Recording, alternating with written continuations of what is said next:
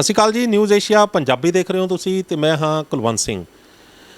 ਅੱਜ ਸਮਾਜਿਕ ਮਾਮਲਿਆਂ ਨੂੰ ਲੈ ਕੇ ਤੁਹਾਡੇ ਰੂਬਰੂ ਹੋਇਆ ਤੇ ਸਾਡੇ ਨਾਲ ਮਹਿਮਾਨ ਨੇ ਸਾਬਕਾ ਡੀਐਸਪੀ ਨਾਹਰ ਸਿੰਘ ਫਤਿਹ ਮਾਜਰੀ। ਪੰਜਾਬ ਪੁਲਿਸ ਦੇ ਵਿੱਚ ਡੀਐਸਪੀ ਰਹੇ ਨੇ, ਰਿਟਾਇਰ ਹੋਏ ਨੇ 2018 ਦੇ ਵਿੱਚ ਤੇ 41 ਸਾਲ ਕਰੀਬ 41 ਸਾਲ ਇਹਨਾਂ ਨੇ ਪੁਲਿਸ ਦੇ ਵਿੱਚ ਪੁਲਿਸ ਮਹਿਕਮੇ ਦੇ ਵਿੱਚ ਸੇਵਾਵਾਂ ਨਿਭਾਈਆਂ ਨੇ। ਤੇ ਉਸ ਦੌਰਾਨ ਇਹ ਨਾ ਸਿਰਫ ਜਿਹੜੀ PAP ਦੇ ਵਿੱਚ ਕਮਾਂਡੋ ਦੇ ਵਿੱਚ ਜਿਹੜੀ ਡਿਸਟ੍ਰਿਕਟ ਪੁਲਿਸ ਦੇ ਵਿੱਚ ਹਰ ਜਗ੍ਹਾ ਦੇ ਉੱਤੇ ਇਹਨਾਂ ਨੇ ਸੇਵਾਵਾਂ ਨਿਭਾਈਆਂ ਨੇ ਤੇ ਇੱਕ ਕਾਂਸਟੇਬਲ ਭਰਤੀ ਹੋ ਕੇ DSP ਰਿਟਾਇਰ ਹੋਣੇ। ਤੇ ਮੇਰੇ ਮੁਤਾਬਕ ਜਿਹੜਾ ਪੁਲਿਸ ਮਹਿਕਮੇ ਦਾ ਇਸ ਤੋਂ ਵੱਡਾ ਤਜਰਬਾ ਜਿਹੜਾ ਸਾਡੇ ਸਾਹਮਣੇ ਨਹੀਂ ਹੋ ਸਕਦਾ, ਕਿਉਂਕਿ 41 ਸਾਲ ਪੂਰਾ ਇਹਨਾਂ ਨੇ ਪੁਲਿਸ ਮਹਿਕਮੇ ਦੇ ਵਿੱਚ ਆਪਣੇ ਸੇਵਾਵਾਂ ਦਿੱਤੀਆਂ ਨੇ। ਅੱਜ ਆਪਾਂ ਜਿਹੜੇ ਵਿਸ਼ੇ 'ਤੇ ਇਹਨਾਂ ਨਾਲ ਗੱਲਬਾਤ ਕਰਨ ਜਾ ਰਹੇ ਹਾਂ ਉਹ ਪੂਰੇ ਸਮਾਜ ਦੇ ਵਿੱਚ ਇੱਕ ਬਹੁਤ ਵੱਡਾ ਲੈਵਲ ਦੇ ਉੱਤੇ ਜਿਹੜੀ ਹੈ ਇਸਦੀ ਚਰਚਾ ਛਿੜੀ ਹੋਈ ਹੈ ਤੇ ਉਹ ਮੁੱਦਾ ਹੈਗਾ ਕਿ ਕਿਉਂ ਪਰਿਵਾਰ ਟੁੱਟ ਰਹੇ ਨੇ। ਇਹਨਾਂ ਕੋਲੇ ਲੰਮਾ ਤਜਰਬਾ ਹੈ, ਇਹਨਾਂ ਨੇ ਲੋਕਾਂ ਦੇ ਮਸਲੇ ਜਿਹੜੇ ਨੇ ਸੁਲਝਾਏ ਨੇ। ਇਹਨਾਂ ਕੋਲੇ ਸਮਾਜਿਕ ਮਾਮਲਿਆਂ ਨੂੰ ਲੈ ਕੇ ਬਹੁਤ ਸਾਰੇ ਕੇਸ ਜਿਹੜੇ ਨੇ ਇਹਨਾਂ ਦੇ ਕੋਲ ਆਉਂਦੇ ਰਹੇ ਨੇ, ਕੇਸ ਇਹਨਾਂ ਨੇ ਹੱਲ ਕੀਤੇ ਨੇ। ਪਰਿਵਾਰ ਇਹਨਾਂ ਕੋਲੇ ਆਪਣੇ ਮਸਲੇ ਲੈ ਕੇ ਆਉਂਦੇ ਰਹੇ ਨੇ, ਕਾਨੂੰਨੀ ਜਿਹੜੇ ਕੇਸ ਇਹਨਾਂ ਨੇ ਜਿਹੜੇ ਨੇ ਅੱਗੇ ਹੱਲ ਵੀ ਕੀਤੇ ਨੇ। ਬਹੁਤ ਸਾਰੇ ਪਰਿਵਾਰਾਂ ਨੂੰ ਇਹਨਾਂ ਨੇ ਇਕੱਠਿਆਂ ਵੀ ਕੀਤਾ, ਟੁੱਟਣੋਂ ਬਚਾਏ ਨੇ ਪਰਿਵਾਰ। ਤੇ ਬਹੁਤ ਸਾਰੇ ਜਿਹੜਾ ਦੋਵਾਂ ਪਾਸੇ ਚਾਹੇ ਉਹ ਮੁੰਡਾ ਹੋਵੇ ਚਾਹੇ ਕੁੜੀ ਹੋਵੇ ਧੱਕਾ ਹੋਣ ਤੋਂ ਵੀ ਬਚਾਇਆ। ਆਪਾਂ ਇਹਨਾਂ ਤੋਂ ਜਾਣਨ ਦੀ ਕੋਸ਼ਿਸ਼ ਕਰਾਂਗੇ ਕਿ ਜਿਹੜਾ ਭਾਰਤ ਕਿਸੇ ਵੇਲੇ ਸੰਯੁਕਤ ਪਰਿਵਾਰ ਹੁੰਦਾ ਸੀ, ਇਕੱਠਾ ਪਰਿਵਾਰ ਹੋਇਆ ਕਰਦੇ ਸੀਗੇ ਜਿਹਦੇ ਵਿੱਚ 100 ਮੈਂਬਰ ਹੋਇਆ ਕਰਦਾ ਸੀਗਾ, ਉਹ ਅੱਜ ਟੁੱਟ ਕੇ ਸਿਰਫ 2 ਮੈਂਬਰਾਂ 'ਤੇ ਕਿਉਂ ਆ ਕੇ ਖਲੋ ਗਿਆ। 2 ਮੈਂਬਰਾਂ ਤੋਂ ਅੱਗੇ ਪਰਿਵਾਰ ਵੱਧਦਾ, ਕਿਉਂਕਿ ਜਦੋਂ ਮੁੰਡਾ ਕੁੜੀ ਦਾ ਵਿਆਹ ਹੋ ਜਾਂਦਾ ਤੇ ਉਸ ਤੋਂ ਬਾਅਦ ਪਰਿਵਾਰ ਤੋਂ ਟੁੱਟ ਕੇ ਉਹ ਆਪਣਾ ਪਰਿਵਾਰ ਵੱਖਰਾ ਵਸਾਉਂਦੇ ਨੇ ਤੇ ਉਹ 2 ਮੈਂਬਰਾਂ ਦਾ ਪਰਿਵਾਰ ਨਿਕਲ ਕੇ ਬਾਹਰ ਜਾਂਦਾ। 2 ਮੈਂਬਰਾਂ 'ਤੇ ਕਿਉਂ ਆ ਕੇ ਖੜ੍ਹ ਗਿਆ, ਕੀ ਇਹਦੇ ਪਿੱਛੇ ਕਾਰਨ ਨੇ? ਕੀ ਆਧੁਨਿਕਤਾ ਦੀ ਜਿਹੜੀ ਦੌੜ ਹੈ ਉਹ ਇਹਦੇ ਪਿੱਛੇ ਲਈ ਜ਼ਿੰਮੇਵਾਰ ਨੇ? ਕੀ ਆਪਾਂ ਜ਼ਿਆਦਾ ਪੜ੍ਹ ਲਿਖੇ ਗਏ ਹਾਂ ਉਹਦੇ ਲਈ ਆਪਾਂ ਜ਼ਿੰਮੇਵਾਰ ਹਾਂ? ਕੀ ਆਪਾਂ ਦੇ ਹੱਥ 'ਚ ਮੋਬਾਈਲ ਆ ਗਏ ਨੇ? ਕੀ ਆਪਾਂ ਨੂੰ ਨੀਚੇ ਵਾਹਨ ਆ ਗਏ ਨੇ, ਉਹ ਇਹਦੇ ਪਿੱਛੇ ਦਾ ਕਾਰਨ ਬਣ ਰਹੇ ਨੇ? ਕੀ ਇਹਦੇ ਪਿੱਛੇ ਦੀ ਜਿਹੜੇ ਨਸ਼ੇ ਇਹਦੇ ਪਿੱਛੇ ਦੇ ਕਾਰਨ ਬਣ ਰਹੇ ਨੇ? ਕੀ ਇਹਦੇ ਪਿੱਛੇ ਜਿਹੜੀ ਨਪੁੰਸਕਤਾ ਜਿਹੜੀ ਹੈ, ਸਾਡਾ ਖਾਣ ਪੀਣ ਜਿਹੜਾ ਉਹ ਇਹਦੇ ਪਿੱਛੇ ਦੇ ਕਾਰਨ ਬਣ ਰਹੇ ਨੇ? ਕਿਉਂ ਪਰਿਵਾਰ ਟੁੱਟ ਰਹੇ ਨੇ ਤੇ ਕੀ ਇਸ ਪਰਿਵਾਰ ਦੇ ਟੁੱਟਣ ਦੇ ਜਿਹੜੇ ਇੱਕ ਸਿਲਸਿਲੇ ਨੂੰ ਕੀ ਬਚਾਇਆ ਜਾ ਸਕਦਾ ਹੈ? ਡਿਪਟੀ ਸਾਹਿਬ, ਤੁਹਾਡਾ ਨਿਊਜ਼ ਏਸ਼ੀਆ ਪੰਜਾਬੀ 'ਤੇ ਬਹੁਤ ਬਹੁਤ ਸਵਾਗਤ ਹੈ। ਮੇਰੇ ਵੱਲੋਂ ਨਿਊਜ਼ ਏਸ਼ੀਆ ਪੰਜਾਬੀ ਤੇ ਨੂੰ ਸਾਰੇ ਹੀ ਦਰਸ਼ਕਾਂ ਨੂੰ ਮੇਰੇ ਵੱਲੋਂ ਸਤਿ ਸ੍ਰੀ ਅਕਾਲ।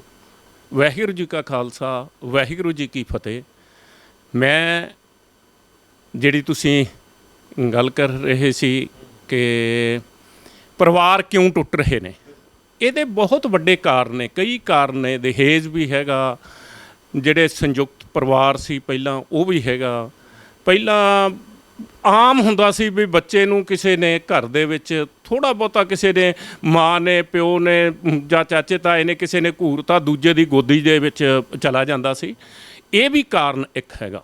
ਦੂਜੀ ਗੱਲ ਜਿਹੜੀ ਜੇ ਆਪਾਂ ਗੱਲ ਕਰੀਏ ਮੋਬਾਈਲ ਵਹੀਕਲ ਜਾਂ ਇਹ ਜ਼ਰੂਰਤ ਹੈਗੀ ਹੈ, ਪਰ ਇਹਨਾਂ ਦੀ ਨਜਾਇਜ਼ ਵਰਤੋਂ ਨਾ ਕੀਤੀ ਜਾਵੇ। ਜਿਹੜੀ ਆਮ ਆਪਾਂ ਨੇ ਇੱਕ ਸੁਣਦੇ ਹੁੰਦੇ ਆ ਜਾਂ ਸੋਸ਼ਲ ਮੀਡੀਆ 'ਤੇ ਬਹੁਤ ਵੱਡਾ ਇਹ ਚੱਲ ਰਿਹਾ ਕਿ ਜਿਹੜਾ ਮੋਬਾਈਲ ਦੇ ਉੱਤੇ ਕਿਸੇ ਨੂੰ ਆਪਣੀ ਮਾਂ ਦਾ ਹਰ ਟਾਈਮ ਫੋਨ 'ਤੇ ਲੱਗੇ ਰਹਿਣਾ ਉਹ ਵੀ ਠੀਕ ਨਹੀਂ ਹੈ। ਪਰ ਮਾਂ ਤਾਂ ਮਾਂ ਹੀ ਹੈ, ਮਾਂ ਧੀ ਨਾਲ ਫੋਨ 'ਤੇ ਗੱਲ ਕਰਨਾ ਮਾੜੀ ਗੱਲ ਨਹੀਂ, ਪਰ ਜੇ ਹਰ ਗੱਲ ਹੀ ਇਹ ਦੱਸੇ ਮੈਂ ਅੱਜ ਸਬਜ਼ੀ ਕੀ ਬਣਾਈ ਹੈ, ਅੱਜ ਆਹ ਮੈਂ ਕਰਿਆ, ਐਂ ਕਰਿਆ, ਆਹ ਕਰਿਆ, ਉਹ ਚੰਗੀਆਂ ਗੱਲਾਂ ਨਹੀਂ ਹੈ। ਮਾਂ ਧੀ ਦਾ ਰਿਸ਼ਤਾ ਮਾਂ ਧੀ ਵਾਲਾ ਹੀ ਰਹਿਣਾ ਚਾਹੀਦਾ ਹੈ, ਨਾ ਕਿ ਜਿਹੜੀਆਂ ਸਹੁਰੇ ਘਰ ਦੀਆਂ ਚੁਗਲੀਆਂ ਲਾਉਣੀਆਂ ਜਾਂ ਸਹੁਰੇ ਘਰ ਨੂੰ ਚੰਗਾ ਜਾਂ ਮਾੜਾ ਕਹਿਣਾ ਉਹ ਚੰਗੀ ਗੱਲ ਨਹੀਂ ਹੈ। ਇਸ ਲਈ ਇਹ ਨਾ ਜਿਹੜੇ ਪਰਿਵਾਰ ਟੁੱਟਣ ਦੇ ਇੱਕ ਕਾਰਨ ਨਹੀਂ ਹੈ, ਬਹੁਤ ਕਾਰਨ ਹੈਗੇ ਨੇ, ਜਿਹਦੇ ਵਿੱਚੋਂ ਇੱਕ ਮੈਂ ਸਮਝਦਾ ਵੀ ਜਿਵੇਂ ਪਹਿਲਾਂ ਦਾਜ ਦਾ ਬਹੁਤ ਕਿੱਡਾ ਜ਼ਿਆਦਾ ਵੱਡਾ ਹੈਗਾ ਸੀ। ਦਾਜ ਜਿਹੜਾ ਹੈਗਾ ਉਹ ਕਾਨੂੰਨ ਕੋਈ ਵੇਲਾ ਸੀਗਾ, ਜੇ ਆਪਾਂ ਦਾਜ ਦੇ ਪਿਛੋਕੜ ਵੱਲ ਜਾਈਏ ਡਿਪਟੀ ਸਾਹਿਬ, ਤਾਂ ਕੋਈ ਵੇਲਾ ਸੀਗਾ ਜਦੋਂ ਰਾਜੇ ਮਹਾਰਾਜੇ ਜਿਹੜੇ ਸੀਗੇ ਉਹ ਆਪਣੇ ਪੁੱਤਰਾਂ ਨੂੰ ਤਾਂ ਜਿਹੜੇ ਉਹਦੇ ਆਪਣੇ ਜਿਹੜੀ ਅੱਗੇ ਜਾਇਦਾਦ ਵੰਡ ਦਿੰਦੇ ਸੀ ਵੀ ਤੈਨੂੰ ਰਾਜ ਭਾਗ ਦੇ ਦਿੰਦੇ ਸੀ, ਪਰ ਕੁੜੀਆਂ ਨੂੰ ਜਿਹੜੇ ਸੀਗੇ ਉਹ ਦਾਜ ਉਹਨਾਂ ਨੂੰ ਜਿਹੜਾ ਉਹ ਆਪਣੀ ਜਾਇਦਾਦ ਕਿਸ ਤਰ੍ਹਾਂ ਦਿੱਤੀ ਜਾਵੇ, ਕਿਉਂਕਿ ਉਹ ਵਿਆਹ ਕੇ ਚਲੀਆਂ ਗਈਆਂ। ਇਸ ਕਰਕੇ ਉਹਨਾਂ ਨੂੰ ਜਿਹੜਾ ਉਹਨਾਂ ਨੇ ਗਿਫਟ ਪ੍ਰਥਾ ਸਟਾਰਟ ਕੀਤੀ ਸੀ ਵੀ ਜਿਹੜਾ ਉਹਨਾਂ ਨੂੰ ਉਪਹਾਰ ਦੇ ਤੌਰ ਦੇ ਉੱਤੇ ਅਸੀਂ ਆਹ ਦਿੰਦੇ ਹਾਂ। ਉਸ ਤੋਂ ਬਾਅਦ ਇਹ ਚੀਜ਼ ਜਿਹੜੀ ਆ ਕਿਉਂਕਿ ਅੱਗੇ ਪੰਡਤਾਂ 'ਚ ਚਲੀ ਗਈ, ਪੰਡਤ ਜਿਹੜੇ ਉਹ ਨੈਕਸਟ ਹੁੰਦੇ ਸੀ ਉਹਨਾਂ ਦੇ ਉੱਤੇ ਰਾਜਿਆਂ ਦੇ ਉੱਤੋਂ ਪੰਡਤਾਂ ਤੋਂ ਬਾਅਦ ਵਜ਼ੀਰਾਂ 'ਚ ਚਲੀ ਗਈ, ਵਜ਼ੀਰਾਂ ਤੋਂ ਬਾਅਦ ਜਿਹੜੇ ਅਮੀਰਾਂ 'ਚ ਚਲੀ ਗਈ, ਅਮੀਰਾਂ ਤੋਂ ਬਾਅਦ ਜਿਹੜੇ ਸਮਾਜ ਦੇ ਵਿੱਚ ਹੌਲੀ ਹੌਲੀ ਕਰਕੇ ਫੈਲ ਗਈ ਤੇ ਇਹ ਇੱਕ ਦਾਜ ਪ੍ਰਥਾ ਬਣ ਗਈ। ਪਰ ਉਸ ਤੋਂ ਬਾਅਦ ਲੋਕਾਂ ਨੇ ਮੰਗਣਾ ਸ਼ੁਰੂ ਕਰਤਾ, ਲੋਕਾਂ ਨੇ ਕੁੱਟਣਾ ਸ਼ੁਰੂ ਕਰਤਾ, ਲੋਕਾਂ ਨੇ ਜ਼ੁਲਮ ਕਰਨੇ ਸ਼ੁਰੂ ਕਰਤੇ ਕੁੜੀਆਂ ਦੇ ਉੱਤੇ, ਕੁੜੀ ਵਾਲਿਆਂ ਦੇ ਉੱਤੇ। ਤੇ ਜਦੋਂ ਦੇਸ਼ ਆਜ਼ਾਦ ਹੋਇਆ ਤਾਂ ਫਿਰ ਇਹ 1960 'ਚ ਜਿੱਥੇ ਤੱਕ ਮੈਨੂੰ ਆਈਡੀਆ ਹੈਗਾ 498 ਇਹ ਜਿਹੜੇ ਧਾਰਾ ਦੇ ਤਹਿਤ ਜਿਹੜਾ ਕਾਨੂੰਨ ਬਣਿਆ ਸੀਗਾ, ਤੇ ਉਹ ਕਾਨੂੰਨ ਜਿਹੜਾ ਸੀ ਕੁੜੀਆਂ ਨੂੰ ਹੱਕ ਦਿੱਤਾ ਗਿਆ ਸੀ, ਬਹੁਤ ਸਾਰੇ ਹੱਕ ਜਿਹੜੇ ਸੀ ਕੁੜੀਆਂ ਨੂੰ ਮਿਲੇ ਸੀਗੇ। ਪਰ ਉਹਦੇ ਨਾਲ ਨਾਲ ਜਿਹੜੀਆਂ ਚੀਜ਼ਾਂ ਇਸ ਤਰ੍ਹਾਂ ਦੀ ਵੀ ਆ ਗਈਆਂ ਕਿ ਕੁੜੀਆਂ ਨੂੰ ਜਿਹੜਾ ਉਹ ਬਾਪ ਦੀ ਜਾਇਦਾਦ 'ਚੋਂ ਹੱਕ ਤਾਂ ਦੇ ਦਿੱਤਾ ਗਿਆ, ਪਰ ਦਾਜ ਮੰਗਣ ਤੋਂ ਵੀ ਜਿਹੜਾ ਇਹ ਕਹਿ ਦਿੱਤਾ ਗਿਆ ਵੀ ਜੁਰਮ ਹੈਗਾ। ਪਰ ਅੱਜ ਤੁਸੀਂ ਦੇਖ ਸਕਦੇ ਹੋ ਵੀ ਕੌਣ ਕੁੜੀ ਜਿਹੜੀ ਆਪਣੇ ਬਾਪ ਦੀ ਜਾਇਦਾਦ ਦੇ ਵਿੱਚੋਂ ਜਿਹੜੀ ਆ ਹੱਕ ਲੈ ਲੈਂਦੀ ਹੈ। ਜੇਕਰ ਉਹ ਹੱਕ ਲੈਂਦੀ ਵੀ ਹੈ ਤਾਂ ਨਾ ਸਿਰਫ ਉਹਦੇ ਮਾਪੇ ਬਲਕਿ ਉਹਦਾ ਪਿੰਡ, ਉਹਦੇ ਭਾਈ ਭੈਣ ਸਾਰੇ ਉਹਦੇ ਨਾਲ ਬੋਲਣਾ ਵਰਤਣਾ ਬੰਦ ਕਰ ਦਿੰਦੇ ਨੇ। ਇਹ ਕਿੱਡੀ ਵੱਡੀ ਖੜੋਤ ਹੈਗੀ ਹੈ। ਤੇ ਦਾਜ ਜਿਹੜਾ ਉਸ ਤੋਂ ਬਾਅਦ ਜਿਹੜਾ ਆਪਾਂ ਦੇਖੀਏ ਤਾਂ ਦਾਜ ਦੇ ਕਾਨੂੰਨ ਦੇ ਸ਼ੁਰੂ 'ਚ ਜਿਹਨੇ ਜ਼ੁਲਮ ਹੋਏ ਸੀ ਉਹ ਬੰਦ ਹੋਏ, ਜ਼ੁਲਮ ਹੋਏ ਵੀ, ਆਪਾਂ ਇਹਦੇ 'ਚ ਨਹੀਂ ਕਹਿ ਸਕਦੇ ਵੀ ਜ਼ੁਲਮ ਨਹੀਂ ਹੋਏ। ਲੇਕਿਨ ਪਿਛਲੇ ਸਮੇਂ ਦੇ ਦੌਰਾਨ ਜਿਸ ਤਰ੍ਹਾਂ ਦੀਆਂ ਘਟਨਾਵਾਂ ਵਾਪਰੀਆਂ ਨੇ ਉਹ ਦਾਜ ਦੇ ਕਾਨੂੰਨ ਦੀ ਜਿਹੜੀ ਮਿਸਯੂਜ਼ ਬਹੁਤ ਹੋਇਆ। ਕੀ ਕਹਿਣਾ ਚਾਹੋਗੇ, ਦਾਜ ਦਾ ਕਾਨੂੰਨ ਵਾਕਈ ਹੀ ਇੰਨੇ ਜ਼ੁਲਮ ਹੋ ਰਹੇ ਨੇ ਜਾਂ ਬਹੁਤ ਮਿਸਯੂਜ਼ ਵੀ ਹੋ ਰਿਹਾ? ਨੋ ਡਾਊਟ ਇਹਦੇ 'ਚ ਜਿਹੜੇ ਮਿਸਯੂਜ਼ ਬਹੁਤ ਹੋਏ ਸੀ, ਕਿਉਂਕਿ ਉਹਦੇ ਵੀ ਕਾਰਨ ਕਈ ਹੈਗੇ ਸੀ। ਜੇ ਆਪਾਂ ਨਾ ਜਿਹੜੀ ਇੱਕ ਮੈਂ ਇਸ ਤੋਂ ਪਿੱਛੇ ਜਿਹੜੀ ਚਲੇ ਜਾਵਾਂ, ਜਦੋਂ ਕਿਸੇ ਵੀ ਲੜਕਾ ਲੜਕੀ ਦਾ ਬੱਚਿਆਂ ਦਾ ਵਿਆਹ ਹੁੰਦਾ ਸੀ, ਇੱਕ ਵਿਚੋਲਾ ਹੁੰਦਾ ਸੀ। ਪਹਿਲਾਂ ਵਿਚੋਲਾ ਉਹਦੇ ਵਿੱਚ ਦੋਏ ਪਰਿਵਾਰਾਂ ਨੂੰ ਉਹ ਦੱਸਦਾ ਹੁੰਦਾ ਸੀ ਵੀ ਇਹਨਾਂ ਦਾ ਆਹ ਕੁਛ ਹੈਗਾ। ਉਹ ਮੇਲ ਥੋੜ੍ਹਾ ਬਹੁਤਾ 19-21 ਦਾ ਹੁੰਦਾ ਸੀ, ਜਾਂ ਕਿਤੇ ਦੋਏ ਪਰਿਵਾਰਾਂ ਦੇ ਵਿੱਚ ਜੇ ਕੋਈ ਮਾੜੀ ਮੋਟੀ ਕੜੱਤਣ ਪੈਦਾ ਹੁੰਦੀ ਸੀ ਤਾਂ ਉਹ ਵਿਚੋਲਾ ਉਹਨੂੰ ਵਿੱਚ ਪਾ ਕੇ ਉਹ ਆਪਣੀ ਜਿਹੜੀ ਪਰਿਵਾਰਾਂ ਦੀ ਥੋੜ੍ਹੀ ਬਹੁਤੀ ਆਪਸ ਦੇ ਵਿੱਚ ਦੂਰੀ ਵੱਧਦੀ ਸੀ ਉਹਨੂੰ ਨਿਪਟਾ ਲੈਂਦੇ ਸੀ। ਜਦੋਂ ਆ ਕੇ ਇਸ ਤੋਂ ਹਟ ਕੇ ਬੱਚੀਆਂ ਆਪਣੇ ਆਪ ਵਿਆਹ ਕਰਾਉਣ ਲੱਗ ਗਏ ਆ, ਅਖਬਾਰਾਂ 'ਚ ਆ ਗਿਆ, ਜਾਂ ਜਿਵੇਂ ਵੀ ਆਪਾਂ ਆਮ ਦੇਖਿਆ ਹੀ ਹੈ, ਉਸ ਦਾ ਜਦੋਂ ਤੋਂ ਵਿਆਹ ਹੋਣ ਲੱਗ ਗਿਆ ਤੇ ਇਸ ਦਾ ਉਹਦੇ 'ਚ ਮੈਂ ਜਿਹੜੀ ਸਮਝਦਾ ਜਾਂ ਮੇਰੇ ਤਜਰਬੇ ਮੁਤਾਬਕ ਜਿੰਨਾ ਕੁ ਲੱਗਦਾ, ਕਿਉਂਕਿ ਜਦੋਂ ਮੁੰਡਾ ਕੁੜੀ ਆਪਸ ਦੇ ਵਿੱਚ ਮਿਲਦੇ ਨੇ ਉਹ ਆਪਣੇ ਆਪ ਨੂੰ ਬਹੁਤ ਵੱਡਾ ਕੁਛ ਦੱਸਦੇ ਨੇ। ਇੱਕ ਮੰਨ ਲਓ ਪਿੰਡਾਂ ਵਾਲੇ ਕਿਸੇ ਜੱਟ ਜ਼ਿਮੀਂਦਾਰ ਦਾ ਮੁੰਡਾ, ਉਹਦੇ ਕੋਲ ਜ਼ਮੀਨ ਮੰਨ ਲਓ 5-10 ਕਿੱਲੇ ਹੈਗੀ ਹੈ, ਤੇ ਉਹਨੇ ਵੱਡੀ ਚੜਾ ਕੇ ਵਧਾ ਚੜਾ ਕੇ ਦੱਸਣੀ ਆ ਵੀ ਮੇਰੇ ਕੋਲ ਆਇਆ। ਇੱਦਾਂ ਹੀ ਲੜਕੀ ਆ, ਲੜਕੀ ਨੇ ਵੀ ਦੱਸਣਾ ਵੀ ਮੇਰੇ ਕੋਲ ਤਾਂ ਆਇਆ, ਮੇਰਾ ਅਸੀਂ ਤਾਂ ਆਇਆ ਵਾਇਆ। ਉਹ ਉੱਦਾਂ ਫਿਰ ਮੁੰਡੇ ਵਾਲਿਆਂ ਨੂੰ ਇਹ ਹੁੰਦਾ ਵੀ ਯਾਰ ਇਹ ਇੰਨੇ ਕੁ ਅਮੀਰ ਹੈਗੇ ਨੇ, ਮੈਂ ਵੀ ਦਾਜ ਦੀ ਉਹ ਚਾਹਨਾ ਰੱਖਦਾ। ਤੇ ਉਧਰੋਂ ਕੁੜੀ ਵਾਲਿਆਂ ਨੂੰ ਹੁੰਦਾ ਵੀ ਇਹ ਤਾਂ ਬਹੁਤ ਅਮੀਰ ਹੈ। ਪਰ ਜਦੋਂ ਉਹ ਕੁੜੀ ਵਿਆਹ ਕੇ ਉਸ ਪਰਿਵਾਰ 'ਚ ਚਲੀ ਜਾਂਦੀ ਹੈ, ਉੱਥੇ ਕੁਛ ਹੋਰ ਹੁੰਦਾ, ਉਦੋਂ ਜਾ ਕੇ ਵੀ ਥੋੜ੍ਹਾ ਜਿਹਾ ਆਪਸ ਦੇ ਵਿੱਚ ਮਨਾਂ ਦੇ ਵਿੱਚ ਫਰਕ ਪੈ ਜਾਂਦਾ ਹੈ। ਅਤੇ ਵਿਚੋਲੇ ਵਾਲੀ ਜਿਹੜੀ ਹਟ ਕੇ ਆਪਾਂ ਕਹੀਏ ਵੀ ਜਿਹੜੀ ਇਹ ਪ੍ਰਥਾ ਹਟ ਗਈ ਹੈ, ਉਹਦਾ ਵੀ ਨੁਕਸਾਨ ਹੋਇਆ। ਬੱਚੀ ਆਪਸ ਦੇ ਵਿੱਚ ਵਿਆਹ ਕਰਾਉਣ ਦਾ ਠੀਕ ਹੈ, ਕਰਾ ਲੈਣਾ ਚਾਹੀਦਾ, ਕਿਉਂਕਿ ਉਹਨਾਂ ਨੂੰ ਇਹ ਇੱਕ ਮੈਂ ਇਹ ਕਹੂੰਗਾ ਵੀ ਦੋ ਸਰੀਰਾਂ ਦਾ ਮਿਲਾਪ ਨਹੀਂ ਹੈ, ਇਹ ਦੋ ਪਰਿਵਾਰਾਂ ਦਾ। ਅੱਗੇ ਪਰਿਵਾਰ ਚਲਾਉਣ ਵਾਸਤੇ ਖਾਸ ਕਰਕੇ ਲੜਕੀ ਦਾ ਬਹੁਤ ਵੱਡਾ ਰੋਲ ਹੁੰਦਾ, ਕਿਉਂਕਿ ਘਰ ਦੇ ਵਿੱਚ ਉਹਨਾਂ ਨੇ ਹੁਣ ਇਹ ਉਹ ਨਹੀਂ ਰਹੀ ਹੈ ਵੀ ਮੁੰਡਾ ਹੀ ਕਮਾ ਕੇ ਲਿਆਊਗਾ, ਕੁੜੀ ਨਹੀਂ ਕਮਾਊਗੀ। ਹੁਣ ਬਾਹਰਲੇ ਦੇਸ਼ਾਂ ਵਾਂਗੂ ਆਪਣੇ 'ਚ ਵੀ ਇਹੀ ਕੁਛ ਹੋ ਗਿਆ ਕਿ ਆਪਾਂ ਦੋਏ ਜੀ ਕਮਾਵਾਂਗੇ ਤੇ ਇਹ ਪਰਿਵਾਰ ਚੱਲੂਗਾ। ਪਰ ਜਿਹੜੀ ਆਪਾਂ ਗੱਲ ਇਹ ਕਰ ਰਹੇ ਸੀ ਦਾਜ ਪ੍ਰਤੀ, ਦਾਜ ਦਾ ਕਈ ਰੰਗ ਬਦਲੇ ਨੇ। ਜਿਵੇਂ ਪਹਿਲਾਂ ਹੁੰਦਾ ਸੀ ਪਿੰਡਾਂ ਦੇ ਵਿੱਚ ਖਾਸ ਕਰਕੇ ਵੀ ਆਪਾਂ ਇਹਨਾਂ ਨੂੰ ਭਾਂਡੇ ਦੇ ਦਿਓ, ਬਰਤਨ ਦੇ ਦਿਓ, ਕੱਪੜੇ ਦੇ ਦਿਓ, ਇਹ ਬਿਸਤਰੇ ਮੰਜੇ ਦੇ ਦਿਓ। ਉਦੋਂ ਕੁਛ ਹੋਰ ਸੀ। ਮਗਰੋਂ ਆ ਕੇ ਕੁਛ ਜਦੋਂ ਆਇਆ ਵੀ ਕੁਛ ਇਲਾਕੇ ਦੇ ਵਿੱਚ ਇੰਨਾ ਸੋਨਾ ਲੈਣਾ, ਇੰਨਾ ਨਗਦ ਲੈਣਾ, ਉਹ ਵੀ ਕਾਰਨ ਬਣਿਆ। ਹੁਣ ਉਸੇ ਦਾਜ ਦਾ ਹੀ ਆਹ ਹਿੱਸਾ ਜਿਹੜਾ ਬਣ ਰਿਹਾ ਅੱਜ ਕੱਲ੍ਹ, ਜਿਹੜਾ ਜਿਵੇਂ ਕੁੜੀਆਂ ਪੜ੍ਹ ਲਿਖ ਕੇ, ਨੋ ਡਾਊਟ ਵੀ ਇਹਦੇ 'ਚ ਸਾਰੇ ਬੱਚੀਆਂ ਕੁੜੀਆਂ ਜਿਹੜੀਆਂ ਮੁੰਡਿਆਂ ਨਾਲੋਂ ਥੋੜ੍ਹੀਆਂ ਜਿਹਾ ਲਾਇਕ ਆਪਾਂ ਕਹਿ ਲਈਏ, ਜਾਂ ਹਰ ਕੰਮ 'ਚ ਅੱਗੇ ਜਾ ਰਹੀਆਂ ਨੇ। ਬਾਹਰ ਵੀ ਜਾਣਾ, ਥੋੜ੍ਹਾ ਪੜ੍ਹਿਆ ਲਿਖਿਆ ਮੁੰਡਾ ਕੁੜੀ ਵਾਲਿਆਂ ਨਾਲ, ਕੁੜੀ ਦੇ ਮਾਪਿਆਂ ਨਾਲ ਸੌਦੇਬਾਜ਼ੀ ਕਰ ਲੈਂਦੇ ਨੇ ਕਿ ਵੀ ਅਸੀਂ ਇਸ ਜਿਹੜੇ ਤੁਹਾਡੇ ਬੱਚੇ ਨੂੰ ਅਸੀਂ ਬਾਹਰ ਲੈ ਜਾਂਦੇ ਹਾਂ ਅਤੇ ਖਰਚਾ ਸਾਰਾ ਤੇ ਅਸੀਂ ਕਰਾਂਗੇ। ਉਹ ਵੀ ਦਾਜ ਹੀ ਆ ਇੱਕ ਤਰ੍ਹਾਂ ਦਾ। ਫਿਰ ਉੱਥੇ ਜਾ ਕੇ ਕੁਝ ਪਰਸੈਂਟ ਤੇ ਆਪਾਂ ਰੋਜ਼ ਖਬਰਾਂ ਪੜ੍ਹਦੇ ਹੀ ਆ ਵੀ ਉੱਥੇ ਲੜਕੀ ਨੇ ਕਿਤੇ ਹੋਰ ਕਰ ਲਿਆ, ਮੁੰਡਾ ਕਿਤੇ ਹੋਰ ਤੁਰਿਆ ਫਿਰਦਾ, ਜਾਂ ਲੈ ਕੇ ਨਹੀਂ ਗਈਆਂ ਹੈ, ਕਿੰਨਾ ਕੁਛ ਇਹ ਵਾਪਰ ਹੈ। ਪਰ ਦਾਜ ਦਾ ਮੇਰਾ ਖਿਆਲ ਹੈ ਵੀ ਇਹ ਲਾਹਨਤ ਇੱਕ ਜਿਹੜੀ ਬਣੀ ਹੈ। ਠੀਕ ਹੈ, ਜਿਹੜਾ ਕਹਿੰਦੇ ਨੇ ਇਸਤਰੀ ਧਨ, ਉਹਦਾ ਨਾਂ ਹੀ ਬਦਲਿਆ ਹੋਇਆ ਹੈ ਤਾਂ ਉਹੀ ਚੀਜ਼ ਹੈਗੀ ਹੈ ਨਾ। ਇਸ ਕਰਕੇ ਇਹਦਾ ਦਾਜ ਦਾ ਜਿਹੜਾ ਬਹੁਤ ਜ਼ਿਆਦਾ ਨੁਕਸਾਨ ਖਾਸ ਕਰਕੇ ਜਿਹਦੇ ਪਰਿਵਾਰ ਦੇ ਵਿੱਚ ਹੁੰਦਾ, ਇਹੋ ਜਿਹੀ ਘਟਨਾ ਵਾਪਰਦੀ ਹੈ, ਉਹਨਾਂ ਨੂੰ ਉਸ ਪਰਿਵਾਰ ਨੂੰ ਪਤਾ ਲੱਗਦਾ ਹੁੰਦਾ ਵੀ ਮੈਂ ਕੀ ਕਰਨਾ। ਜਿਹੜੀ ਤੁਸੀਂ ਨੇ ਗੱਲ ਕਰੀ ਸੀ ਵੀ ਹਰੇਕ ਪਰਿਵਾਰ ਦੇ ਵਿੱਚ ਇੱਕ ਬੱਚਾ, ਮੈਂ ਇਸ ਦੀ ਇੱਕ ਮਿਸਾਲ ਦੱਸਣੀ ਚਾਹੁੰਦਾ ਤੁਹਾਨੂੰ। ਮੈਂ ਜਦੋਂ ਸੰਗਰੂਰ ਸੀ, ਉੱਥੇ ਇੱਕ ਬੱਚੀ ਦੇ ਆਪਸ ਦੇ ਵਿੱਚ ਵਿਆਹ ਕਰਿਆ, ਇੱਕ ਮੇਲ ਵੀ ਨਹੀਂ ਹੁੰਦਾ ਹੈ। ਜਿਹੜੀ ਮੈਂ ਪਹਿਲਾਂ ਕੁੜੀਆਂ ਸਿਆਣੀਆਂ ਦੀ ਗੱਲ ਕਰੀ ਹੈ, ਉਹ ਵੀ ਇਹਦੇ ਵਿੱਚ ਹੀ ਆ ਜਾਊਗੀ। ਇੱਕ ਚੰਗੀ ਪੜ੍ਹੀ ਲਿਖੀ ਸੰਗਰੂਰ ਜ਼ਿਲ੍ਹੇ ਦੀ ਕੁੜੀ ਵਾਲਿਆਂ ਨੇ ਫਤਿਹਗੜ੍ਹ ਸਾਹਿਬ ਦੇ ਵਿੱਚ ਇੱਕ ਲੜਕਾ ਦੇਖਿਆ, ਜਿੱਥੇ ਉਹਨੂੰ 36-37 ਕਿੱਲੇ ਜ਼ਮੀਨ ਦੇ ਆਉਂਦੇ ਸੀ। ਹਾਲਾਂਕਿ ਮੇਰਾ ਖਿਆਲ ਹੈ ਵੀ ਹੁਣ ਇੰਨੇ ਥੋੜ੍ਹੇ ਪਰਿਵਾਰ ਰਹਿ ਗਏ ਹੋਣਗੇ ਇੰਨੀ ਕੁ ਜ਼ਮੀਨ ਆਉਂਦੀ ਹੈ। ਪਰ ਉਹਨਾਂ ਨੇ ਇਹੋ ਹੀ ਦੇਖਿਆ ਵੀ ਕੁੜੀ ਅਫਸਰ ਲੱਗੀ ਹੋਈ ਹੈ ਅਤੇ ਸਾਨੂੰ ਪਤਾ ਨਹੀਂ ਕੀ ਲੈ ਕੇ ਦੇਊਗੀ। ਪਰ ਕੁੜੀ ਵਾਲਿਆਂ ਨੂੰ ਇਹ ਲੱਗਿਆ ਸੀ ਕਿ ਵੀ ਅਸੀਂ ਜਿਹੜੇ 36 ਕਿੱਲੇ ਜ਼ਮੀਨ ਵਾਲੇ ਸਾਨੂੰ ਮੁੰਡਾ ਮਿਲ ਰਿਹਾ ਅਤੇ ਸਾਨੂੰ ਵੀ ਕੁਛ ਨਾ ਕੁਛ, ਪਰ ਦੋਹਾਂ ਦਾ ਮੇਲ ਹੈ ਨਹੀਂ ਸੀ। ਪਰ ਉਹ ਜਦੋਂ ਟੁੱਟਣ ਦਾ ਕਾਰਨ ਬਣਿਆ, ਉਹ ਲੜਕੀ ਅਫਸਰ ਲੱਗੀ ਹੋਈ ਸੀ। ਪਰ ਜੇ ਅਫਸਰ ਲੱਗ ਕੇ ਪਿਓ ਅਫਸਰ ਹੋਵੇ, ਮਾਂ ਗੌਰਮੈਂਟ ਜੌਬ ਕਰਦੀ ਹੋਵੇ, ਅਤੇ ਲੜਕੀ ਵਿਆਹ ਕਰਾ ਕੇ 35 ਕਿੱਲੇ ਵਾਲੇ ਸਹੁਰੇ ਪਰਿਵਾਰ ਦੇ ਵਿੱਚ ਗਈ ਹੋਵੇ, ਅਤੇ ਜੇ ਉਹਨੇ ਜੌਬ 'ਤੇ ਜਾਣਾ ਅਤੇ ਬੱਸ 'ਤੇ ਜਾਵੇ, ਉਹ ਵੀ ਮੇਰਾ ਖਿਆਲ ਹੈ ਮਾੜੀ ਗੱਲ ਆ ਅੱਜ ਦੇ ਜ਼ਮਾਨੇ ਦੇ ਵਿੱਚ। ਉਹਦੇ ਤੋਂ ATM ਉਸ ਪਰਿਵਾਰ ਨੇ ਲੈ ਲਿਆ, ਉਹਦੇ ਘਰ ਵਾਲੇ ਨੇ ਲੈ ਲਿਆ, ਡੇਲੀ ਦੇ ਪੈਸੇ ਉਹਨੂੰ ਨਾਲ ਦੇਣੇ, ਫਿਰ ਉਹਦੀ ਨੌਕਰੀ ਕਰਨ ਦਾ, ਅਤੇ ਮੇਰਾ ਖਿਆਲ ਹੈ ਇਹ ਚੰਗੀ ਗੱਲ ਨਹੀਂ ਹੈ।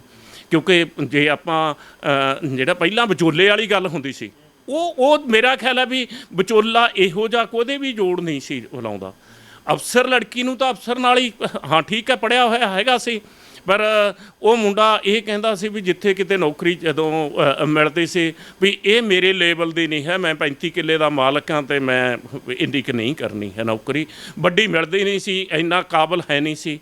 ਸੋ ਆਪਾਂ ਨੂੰ ਨਾ ਕਿਤੇ ਇਹ ਪਰਿਵਾਰਾਂ ਦੇ ਵਿੱਚ ਜਦੋਂ ਅਣਜੋੜ ਹੋ ਜਾਂਦਾ, ਬੱਚਿਆਂ ਦਾ ਆਪਸ ਦੇ ਵਿੱਚ ਪੂਰਾ ਤਾਲਮੇਲ ਨਹੀਂ ਬੈਠਦਾ ਹੈ, ਤੋ ਆਪਾਂ ਨੂੰ ਮੇਰਾ ਖਿਆਲ ਹੈ ਵੀ ਮੈਂ ਜਿਹੜਾ ਨਿੱਜੀ ਤੌਰ 'ਤੇ ਇੱਕ ਗੱਲ ਕਹੂੰਗਾ ਵੀ ਬੱਚਿਆਂ ਨੂੰ ਆਪਣੇ ਆਪ ਵਿਆਹ ਕਰ ਲੈਣਾ ਚਾਹੀਦਾ ਹੈ, ਪਰ ਉਹਨਾਂ ਨੂੰ ਆਪਾਂ ਮਾਪਿਆਂ ਨੂੰ ਪਹਿਲਾਂ ਅੱਗੇ ਰੱਖਣ ਕੇ, ਕਿਉਂਕਿ ਜਿਹੜੇ ਕਮੀ ਪੇਸ਼ੀ ਕੋਈ ਆਉਂਦੀ ਹੈ ਤਾਂ ਆਪਾਂ ਉਹ ਸੁਲਝਾਈ ਜਾ ਸਕੇ। ਸੁਲਝਾਉਣ ਵਾਲੇ ਵੀ ਪਾਸੇ ਵੀ ਆਉਂਦੇ ਹਾਂ ਡਿਪਟੀ ਸਾਹਿਬ, ਆਪਾਂ ਸੁਲਝਾਉਣ ਵਾਲੇ ਪਾਸੇ ਵੀ ਆਉਂਦੇ ਹਾਂ। ਪਹਿਲਾਂ ਆਪਾਂ ਕਾਰਨ ਲੱਭੀਏ, ਵੱਖਰੇ ਕਾਰਨਾਂ ਵਿੱਚ। ਇੱਕ ਇਹ ਹੋ ਗਿਆ ਦਾਜ ਵਾਲਾ, ਇੱਕ ਹੋ ਗਿਆ ਮੇਲ ਨਹੀਂ ਹੈਗਾ, ਆਪਸ 'ਚ ਜੋੜ ਨਹੀਂ ਹੈਗਾ ਦੋਨਾਂ ਦਾ। ਨੰਬਰ 3 ਦੇ ਉੱਤੇ ਬੇਰੁਜ਼ਗਾਰੀ ਅਤੇ ਨਸ਼ੇ ਇੱਕ ਬਹੁਤ ਵੱਡਾ ਕਾਰਨ ਬਣ ਰਹੇ ਨੇ। ਇੱਦਾਂ ਦੇ ਮਾਮਲੇ ਵੀ ਆਉਂਦੇ ਨੇ ਪੁਲਿਸ ਦੇ ਕੋਲ, ਜਿਹੜੇ ਪਰਿਵਾਰ ਟੁੱਟਣ ਦੇ ਤੱਕ ਪਹੁੰਚ ਜਾਂਦੇ ਨੇ। ਹਾਂਜੀ, ਇਹ ਵੀ ਬਹੁਤ ਵੱਡਾ ਕਾਰਨ ਹੈ ਜਿਹੜਾ ਬੇਰੁਜ਼ਗਾਰੀ। ਪਹਿਲਾਂ ਬੰਦਾ ਜਿਹੜਾ ਕਹਿੰਦਾ ਵੀ ਸਾਡਾ ਮੁੰਡਾ ਤਾਂ ਇੰਨਾ ਪੜ੍ਹਿਆ ਹੋਇਆ ਜੀ, ਉਹਨੇ ਆਹ ਕੁਛ ਕਰਿਆ ਹੋਇਆ, ਫਿਰ ਉਹਨੂੰ ਨੌਕਰੀ ਮਿਲਦੀ ਨਹੀਂ ਹੈ। ਸੋਚਿਆ ਬਹੁਤ ਕੁਛ ਹੁੰਦਾ, ਸੁਪਨੇ ਬਹੁਤ ਵੱਡੇ ਲਏ ਹੋਏ ਹੁੰਦੇ ਨੇ, ਫਿਰ ਉਹ ਸੁਪਨੇ ਪੂਰੇ ਨਹੀਂ ਹੁੰਦੇ। ਇਹ ਵੀ ਕਾਰਨ ਬਣਦਾ ਹੈ, ਇਹ ਬਹੁਤ ਵੱਡਾ ਕਾਰਨ ਹੈ ਇਹ। ਅਤੇ ਇਹ ਦੋਹੇ ਪਰਿਵਾਰਾਂ ਨੂੰ ਥੋੜ੍ਹਾ ਜਿਹਾ ਸੋਚ ਕੇ, ਵੈਸੇ ਤਾਂ ਹੁਣ ਮੇਰਾ ਖਿਆਲ ਹੈ ਪਿੰਡਾਂ ਦੇ ਵਿੱਚ ਵੀ ਕੋਈ ਇਹੋ ਜਿਹੀ ਗੱਲ ਹੈ ਨਹੀਂ। ਪਹਿਲਾਂ ਹੁੰਦਾ ਸੀ ਨਾ ਵੀ ਇਕੱਲਾ ਮੁੰਡਾ ਕਮਾਊਗਾ ਅਤੇ ਲੜਕੀ ਨਹੀਂ ਜਾਊਗੀ। ਹੁਣ ਤਾਂ ਪਿੰਡਾਂ ਵਾਲੇ ਵੀ ਆਮ ਲੜਕੀਆਂ ਜੌਬ ਵੀ ਕਰਦੀਆਂ ਨੇ ਅਤੇ ਸਾਰੇ ਕੰਮ ਹੀ ਕਰਦੀਆਂ ਨੇ। ਇੱਥੋਂ ਤੱਕ ਕਿ ਕੱਲ੍ਹ ਪਰਸੋਂ ਮੈਂ ਇੱਕ ਵੀਡੀਓ ਦੇਖ ਰਿਹਾ ਸੀ, ਇੱਕ ਲੜਕੀ ਆਪਣੇ ਪਿਓ ਨਾਲ, ਇੱਕ ਪਿਓ ਦੇ 3 ਧੀਆਂ ਨੇ, ਉਹ ਟਰੈਕਟਰ 'ਤੇ ਪੂਰਾ ਕੰਮ ਕਰਾ ਰਹੀ ਹੈ। ਉਹ ਪਿਓ ਮਾਣ ਨਾਲ ਕਹਿ ਰਿਹਾ, ਸੰਗਰੂਰ ਜ਼ਿਲ੍ਹੇ ਦੇ ਵਿੱਚ ਮਾਣ ਨਾਲ ਕਹਿ ਰਿਹਾ ਕਿ ਵੀ ਇਹ ਮੇਰੀ ਧੀ ਨਹੀਂ ਹੈ, ਮੇਰਾ ਪੁੱਤ ਹੈ ਨਾ। ਇਹ ਆਪਾਂ ਨੂੰ ਜ਼ਰੂਰੀ ਹੈ ਵੀ ਲੜਕੀਆਂ ਨੂੰ ਮੌਕੇ ਕਈ ਥਾਂ 'ਤੇ ਨਹੀਂ ਸੀ ਮਿਲਦੇ। ਅਜੇ ਵੀ 5-10% ਹੈਗੇ ਆ ਵੀ ਜਿੱਥੇ ਥੋੜ੍ਹਾ ਹੀ ਬਹੁਤਾ ਉਹ ਲੜਕੀਆਂ ਨੂੰ ਅਸਲੀ ਹੱਕ ਨਹੀਂ ਮਿਲਦਾ ਹੈ ਜਿਹੜਾ ਉਹਨਾਂ ਨੂੰ ਮਿਲਣਾ ਚਾਹੀਦਾ ਹੈ। ਨਸ਼ਿਆਂ ਬਾਰੇ ਕੀ ਕਹੋਗੇ? ਕੀ ਤਜਰਬਾ ਰਿਹਾ ਤੁਹਾਡੇ ਪੂਰੇ ਆਪਣੇ ਸਰਵਿਸ ਦੇ ਦੌਰਾਨ?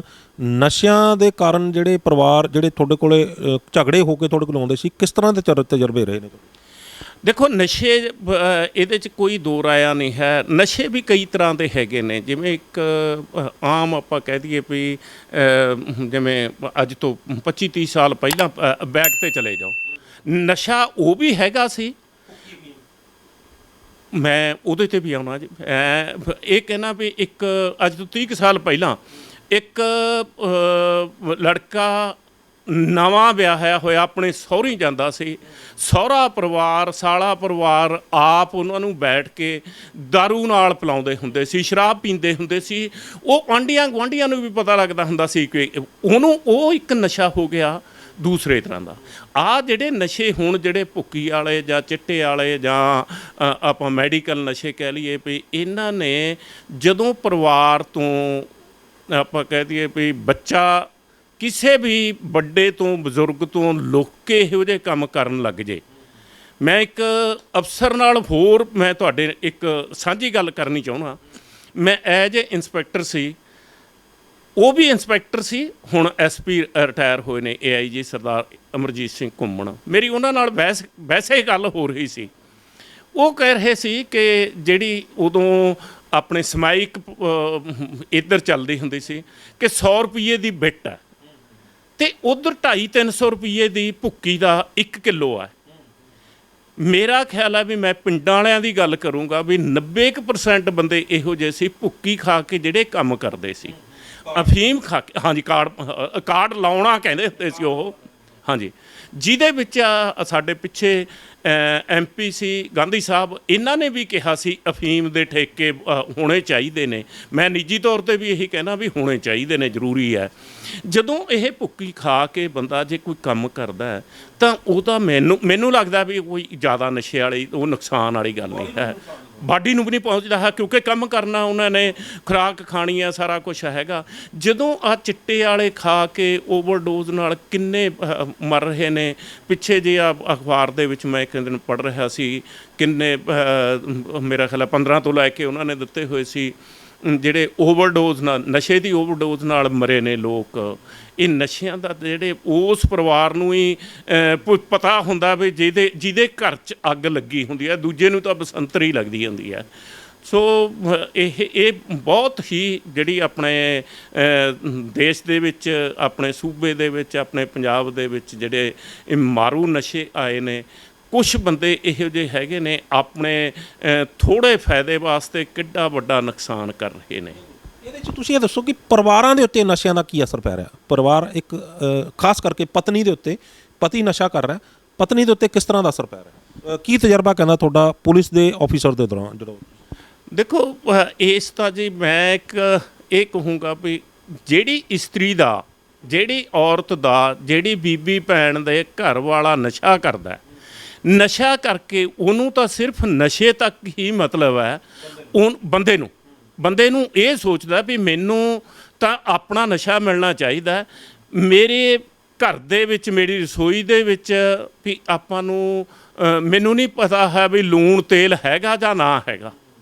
ਇਹ ਤਾਂ ਉਸ ਔਰਤ ਨੂੰ, ਉਸ ਬੀਬੀ ਨੂੰ, ਉਸ ਲੇਡੀਜ਼ ਨੂੰ ਹੀ ਪਤਾ ਹੈ ਵੀ ਮੈਂ ਕਿਵੇਂ ਪਰਿਵਾਰ ਚਲਾਉਣੀ ਆ।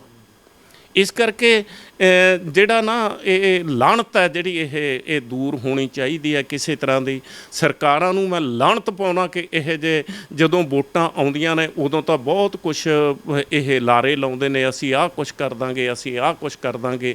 ਕੈਪਟਨ ਸਾਹਿਬ ਨੇ ਵੀ ਹੁਣ ਕਿੰਨਾ ਕੁਛ ਕਰਿਆ ਸੀ ਵੀ ਇਦੋਂ ਵੱਡੀ, ਮੈਂ ਕਹਿੰਦਾ ਸਿੱਖ ਕੌਮ ਦੇ ਵਿੱਚ ਖਾਸ ਕਰਕੇ ਮੈਂ ਵੈਸੇ ਮਨੋਂ ਮੈਂ ਉਹ ਬਹੁਤ ਵੱਡੀ ਹਸਤੀ ਨੇ ਕੈਪਟਨ ਅਮਰਿੰਦਰ ਸਿੰਘ, ਪਰ ਜਿਹੜੀ ਉਹਨਾਂ ਨੇ ਨੀਚ ਗੱਲ ਕਰੀ ਹੈ, ਮੈਂ ਨੀਚ ਗੱਲ ਤਾਂ ਕਹਿ ਰਿਹਾ ਵੀ ਜਿਹੜੀ ਉਹਨਾਂ ਦੀ ਪਦਵੀ ਸੀ, ਜਿਹੜਾ ਉਹਨਾਂ ਦਾ ਰੁਤਬਾ ਸੀ, ਪਰ ਜੇ ਗੁਰੂ ਗ੍ਰੰਥ ਸਾਹਿਬ ਦੀ ਗੁਟਕਾ ਸਾਹਿਬ ਨੂੰ ਹੱਥ 'ਚ ਫੜ ਕੇ ਤੇ ਇਹ ਕੁਛ ਕਰਨ ਤੇ ਇੱਧਰ ਫਿਰ ਧਿਆਨ ਹੀ ਨਾ ਦਿੱਤਾ ਹੋਵੇ ਤੇ ਮੈਨੂੰ ਲੱਗਦਾ ਵੀ ਇਦੋਂ ਮਾੜੀ ਕੋਈ ਵੀ ਗੱਲ ਨਹੀਂ ਹੈ। ਪਰਿਵਾਰ ਦੇ ਟੁੱਟਣ ਦਾ, ਪਰਿਵਾਰ ਦੇ ਆਪਾਂ ਇਹ ਕਹਿ ਦਈਏ ਵੀ ਬੱਚਿਆਂ 'ਤੇ ਅਸਰ ਪੈਣਾ ਹੀ ਪੈਣਾ। ਉਹਦੀ ਜਿਹੜੇ ਪਰਿਵਾਰ ਦੇ ਵਿੱਚ ਜਿਹੜੇ ਬੰਦਾ ਜਾਣੀ ਨਸ਼ੇ ਕਰਦਾ, ਲਗਾਤਾਰ ਨਸ਼ੇ ਕਰਦਾ, ਪਰ ਉਸ ਦੀ ਬੀਬੀ ਭੈਣ ਦੀ, ਉਸ ਦੀ ਵਾਈਫ ਦੀ ਜ਼ਿੰਦਗੀ ਕੁਛ ਨਹੀਂ ਹੈ, ਬਹੁਤ ਮਾੜੀ ਜ਼ਿੰਦਗੀ ਹੁੰਦੀ ਹੈ, ਹੈ ਨਾ। ਇਹ ਤਾਂ ਹੋ ਗਏ ਵੀ ਆਪਾਂ ਨਸ਼ਾ ਹੋ ਗਿਆ, ਬੇਰੁਜ਼ਗਾਰੀ ਹੋ ਗਿਆ, ਤੇ ਜਿਹੜਾ ਜਿਹੜੇ ਹੋਰ ਪਹਿਲੂ ਜਿਹੜੇ ਆਪਾਂ ਨੇ ਛਿੜੇ ਨੇ। ਇਸ ਤੋਂ ਇਲਾਵਾ ਜਿਹੜੇ ਨੇ, ਜਿਸ ਤਰ੍ਹਾਂ ਦਾ ਆਪਣਾ ਖਾਣ ਪੀਣ ਹੋ ਗਿਆ ਇਸ ਵੇਲੇ, ਜਿਸ ਤਰ੍ਹਾਂ ਦਾ ਆਪਣਾ ਵਾਤਾਵਰਨ ਹੋ ਗਿਆ, ਪਵਨ ਗੁਰੂ ਪਾਣੀ ਪਿਤਾ ਮਾਤਾ ਧਰਤ ਮਹੱਤ, ਇਹ ਜਿਹੜਾ ਪਵਨ ਪਾਣੀ ਤੇ ਧਰਤੀ ਜਿਹੜੀ ਹੈ, ਇਹ ਤਿੰਨੋਂ ਜਿਹੜੇ ਹੈ ਉਹ ਪ੍ਰਦੂਸ਼ਿਤ ਹੋ ਚੁੱਕੇ ਨੇ ਇਸ ਵੇਲੇ। ਹਵਾ, ਪਾਣੀ ਤੇ ਧਰਤੀ ਤਿੰਨੋਂ ਪ੍ਰਦੂਸ਼ਿਤ ਹੋ ਚੁੱਕੇ ਨੇ। ਜਿਵੇਂ ਦਾ ਆਪਾਂ ਧਰਤੀ ਤੋਂ, ਹਵਾ ਤੋਂ, ਪਾਣੀ ਜਿਸ ਤਰ੍ਹਾਂ ਜੋ ਆਪਾਂ ਦਾ ਅੰਦਰ ਜਾ ਰਿਹਾ, ਉੱਦਾਂ ਦਾ ਹੀ ਆਪਣੇ ਦੇ ਸਰੀਰ ਬਣਦੇ ਜਾ ਰਹੇ ਨੇ। ਅਤੇ ਉਹਦਾ ਸਰੀਰ ਜਿਹੜੇ ਨੇ, ਜਦੋਂ ਆਪਣਾ ਖਾਣ ਪੀਣ ਇਸ ਤਰ੍ਹਾਂ ਦਾ ਹੋ ਗਿਆ, ਜ਼ਹਿਰਾਂ ਜਦੋਂ ਅੰਦਰ ਜਾਣਗੀਆਂ ਤਾਂ ਉਹ ਬਹੁਤ ਸਾਰੀਆਂ ਜਗ੍ਹਾ ਦੇ ਉੱਤੇ ਨੁਕਸਾਨ ਕਰ ਰਹੀਆਂ ਨੇ। ਅਤੇ ਉਹ ਅੱਗੇ ਸਾਨੂੰ ਆਪਣੀ ਅੱਗੇ ਪੀੜ੍ਹੀ ਵਧਾਉਣ ਦੇ ਵਿੱਚ ਵੀ ਸਾਡਾ ਜਿਹੜਾ ਬੜਾ ਨੁਕਸਾਨ ਹੋ ਰਿਹਾ। ਬੱਚੇ ਪੈਦਾ ਨਹੀਂ ਹੋ ਰਹੇ ਘਰਾਂ ਦੇ ਵਿੱਚ, ਅਤੇ ਜਿਹੜੀ ਹੈ ਉਹਦੇ 'ਚ ਨਪੁੰਸਕਤਾ ਵੀ ਪੈਦਾ ਹੋ ਰਹੀ ਹੈ, ਉਹਦੇ 'ਚ ਬਾਂਝਪਨ ਵੀ ਆ ਰਹੇ ਨੇ। ਦੋਨੇ ਚੀਜ਼ਾਂ ਆ ਰਹੀਆਂ ਨੇ। ਪ੍ਰਜਨਨ ਅੰਗਾਂ ਦੇ ਉੱਤੇ ਬੜਾ ਵੱਡਾ ਅਸਰ ਪੈ ਰਿਹਾ ਇਸ ਚੀਜ਼ ਦਾ ਉੱਤੇ। ਕੀ ਇਹ ਵੀ ਪਰਿਵਾਰ ਟੁੱਟਣ ਦਾ ਇੱਕ ਵੱਡਾ ਕਾਰਨ ਬਣ ਰਿਹਾ? ਬਹੁਤ ਵੱਡਾ ਕਾਰਨ ਹੈ ਜੀ। ਇਹ ਜਿਹੜੀ ਤੁਸੀਂ ਨੇ ਗੱਲ ਕਹੀ ਹੈ, ਮੈਂ ਡਾਕਟਰ ਹਰਸ਼ਿੰਦਰ ਕੌਰ ਦੇ ਇਹ ਸੁਣਦਾ ਹੁੰਨਾ, ਉਹਨਾਂ ਨਾਲ ਮੇਰੇ ਚੰਗੇ ਰਿਲੇਸ਼ਨ ਨੇ, ਬਹੁਤ ਵਧੀਆ। ਇਸ ਵਿਸ਼ੇ 'ਤੇ ਉਹ ਬਹੁਤ ਵੱਡੀ ਜਾਣੀ ਉਹਨਾਂ ਦਾ ਤਜਰਬਾ ਵੀ ਹੈਗਾ। ਉਹਨਾਂ ਨੇ ਕਾਫੀ ਕੁਛ ਲੋਕਾਂ ਨੂੰ ਇਹਦੇ ਬਾਰੇ ਜਾਣਕਾਰੀ ਵੀ ਦਿੱਤੀ ਹੈ। ਇਹ ਬਹੁਤ ਹੀ ਜਿਹੜੀ ਦੁਨੀਆਦਾਰੀ ਦੇ ਵਿੱਚ ਇਹ ਚੱਲ ਰਿਹਾ ਹੈ, ਕਾਰਨ ਇਹਦੇ ਬਹੁਤ ਹੀ ਮਾੜੇ ਨਤੀਜੇ ਨਿਕਲ ਰਹੇ ਨੇ। ਆਉਣ ਵਾਲੇ ਸਮੇਂ ਦੇ ਵਿੱਚ ਮੈਨੂੰ ਲੱਗਦਾ ਹੋਰ ਵੀ ਨਿਕਲਣਗੇ।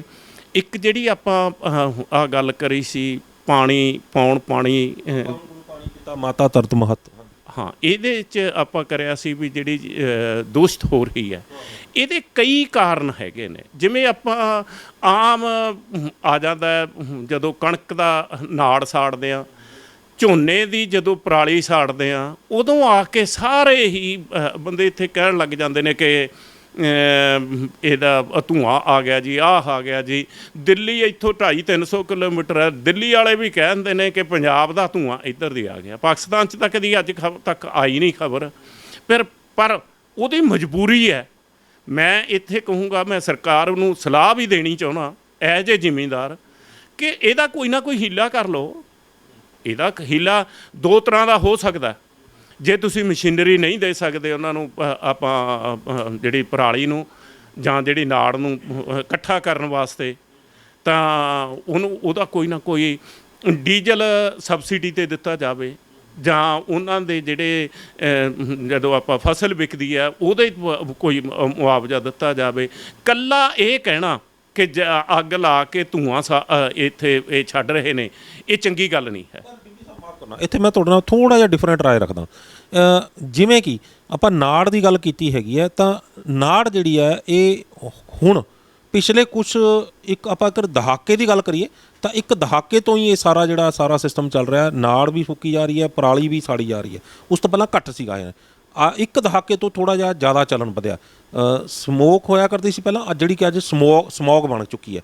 ਜਿਹੜੀ ਧੁੰਦ ਦੇ ਵਿੱਚ ਜਿਹੜਾ ਧੂੰਆਂ ਰਲ ਕੇ ਜਿਹੜਾ ਬਣ ਜਾਂਦਾ, ਉਹ ਸਮੌਗ ਬਣ ਜਾਂਦਾ, ਉਹ ਜ਼ਿਆਦਾ ਖਤਰਨਾਕ ਹੁੰਦਾ। ਅਤੇ ਪਿਛਲੇ ਇੱਕ ਦਹਾਕੇ ਤੋਂ ਹੋਇਆ। ਉਸ ਤੋਂ ਪਹਿਲਾਂ ਵੀ ਤਾਂ ਇਹ ਸਾਰਾ ਕੁਝ ਚੱਲ ਰਿਹਾ ਸੀ, ਪਰ ਹੁਣ ਇੱਕਦਮ ਕਿਵੇਂ ਜਿਹੜਾ ਸਾਰੀਆਂ ਚੀਜ਼ਾਂ ਭਾਰੂ ਪੈਣ ਲੱਗ ਗਈਆਂ।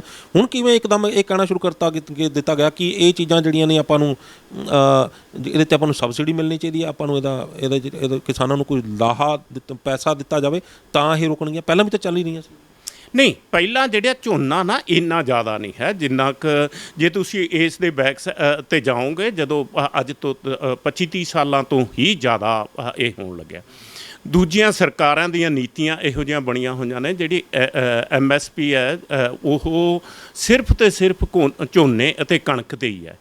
ਜਿਵੇਂ ਪਿੱਛੇ ਜੇ ਮੈਂ ਜਾਣੀ ਅਖਬਾਰਾਂ ਰਾਹੀਂ ਜਾਂ ਆ ਕਿਸਾਨ ਯੂਨੀਅਨ ਦਾ ਜਦੋਂ ਦਾ ਵੀ ਇਹ ਚੱਲ ਰਿਹਾ, MSP ਦਾ ਰੇਟ ਜਿਹੜਾ ਮੱਕੀ ਦਾ ਉਹ 1850 ਜਾਂ 1900 ਰੁਪਈਆ ਹੈਗਾ, 800 ਨੂੰ ਵਿਕਦੀ ਸੀ, ਹੈ ਨਾ। ਜੇ ਉਹਨਾਂ ਨੂੰ ਪੂਰੀ ਫਸਲਾਂ ਦੇ ਭਾਅ ਮਿਲਣ, ਮੇਰਾ ਖਿਆਲ ਹੈ ਵੀ ਸ਼ਾਇਦ ਉਹ ਇਹ ਵੀ ਫਸਲਾਂ ਨਾ ਬੀਜਣ।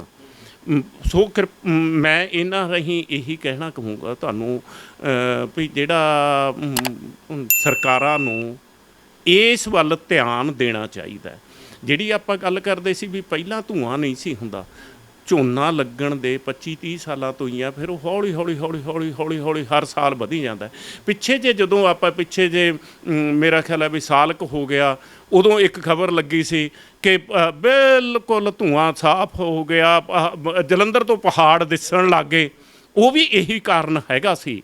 ਇਹਦੇ 'ਚ ਜਦੋਂ ਆਪਾਂ ਨੇ ਇੱਕ ਪ੍ਰਦੂਸ਼ਣ ਕਰ ਲਿਆ, ਇਹਦੇ 'ਚ ਲਾਲਚ ਬਸ ਹਰੇਕ ਬੰਦੇ ਦਾ ਕਰਦਾ। ਇੱਕ ਮੈਂ ਇਹਦੇ ਨਾਲ ਹੋਰ ਗੱਲ ਜ਼ਰੂਰ ਜੋੜਨੀ ਚਾਹੂੰਗਾ ਕਿ ਅੱਜ ਸਾਡੇ ਪੰਜਾਬ ਦੇ ਵਿੱਚ ਹਵਾ ਪਾਣੀ ਤਾਂ ਜਿਹੜਾ ਹੈਗਾ ਸੀ ਉਹ ਪ੍ਰਦੂਸ਼ਣ ਹੋਇਆ ਹੀ ਹੈ। ਸਾਡੇ ਨਾ ਅੱਜ ਦੁੱਧ ਚੰਗਾ ਮਿਲ ਰਿਹਾ, ਨਾ ਦੇਸੀ ਘਿਓ ਚੰਗਾ ਮਿਲ ਰਿਹਾ, ਨਾ ਸਾਡੇ ਫਰੂਟ ਚੰਗਾ ਮਿਲ ਰਿਹਾ, ਨਾ ਸਾਡੇ ਸਬਜ਼ੀਆਂ ਮਿਲ ਰਹੀਆਂ ਨੇ।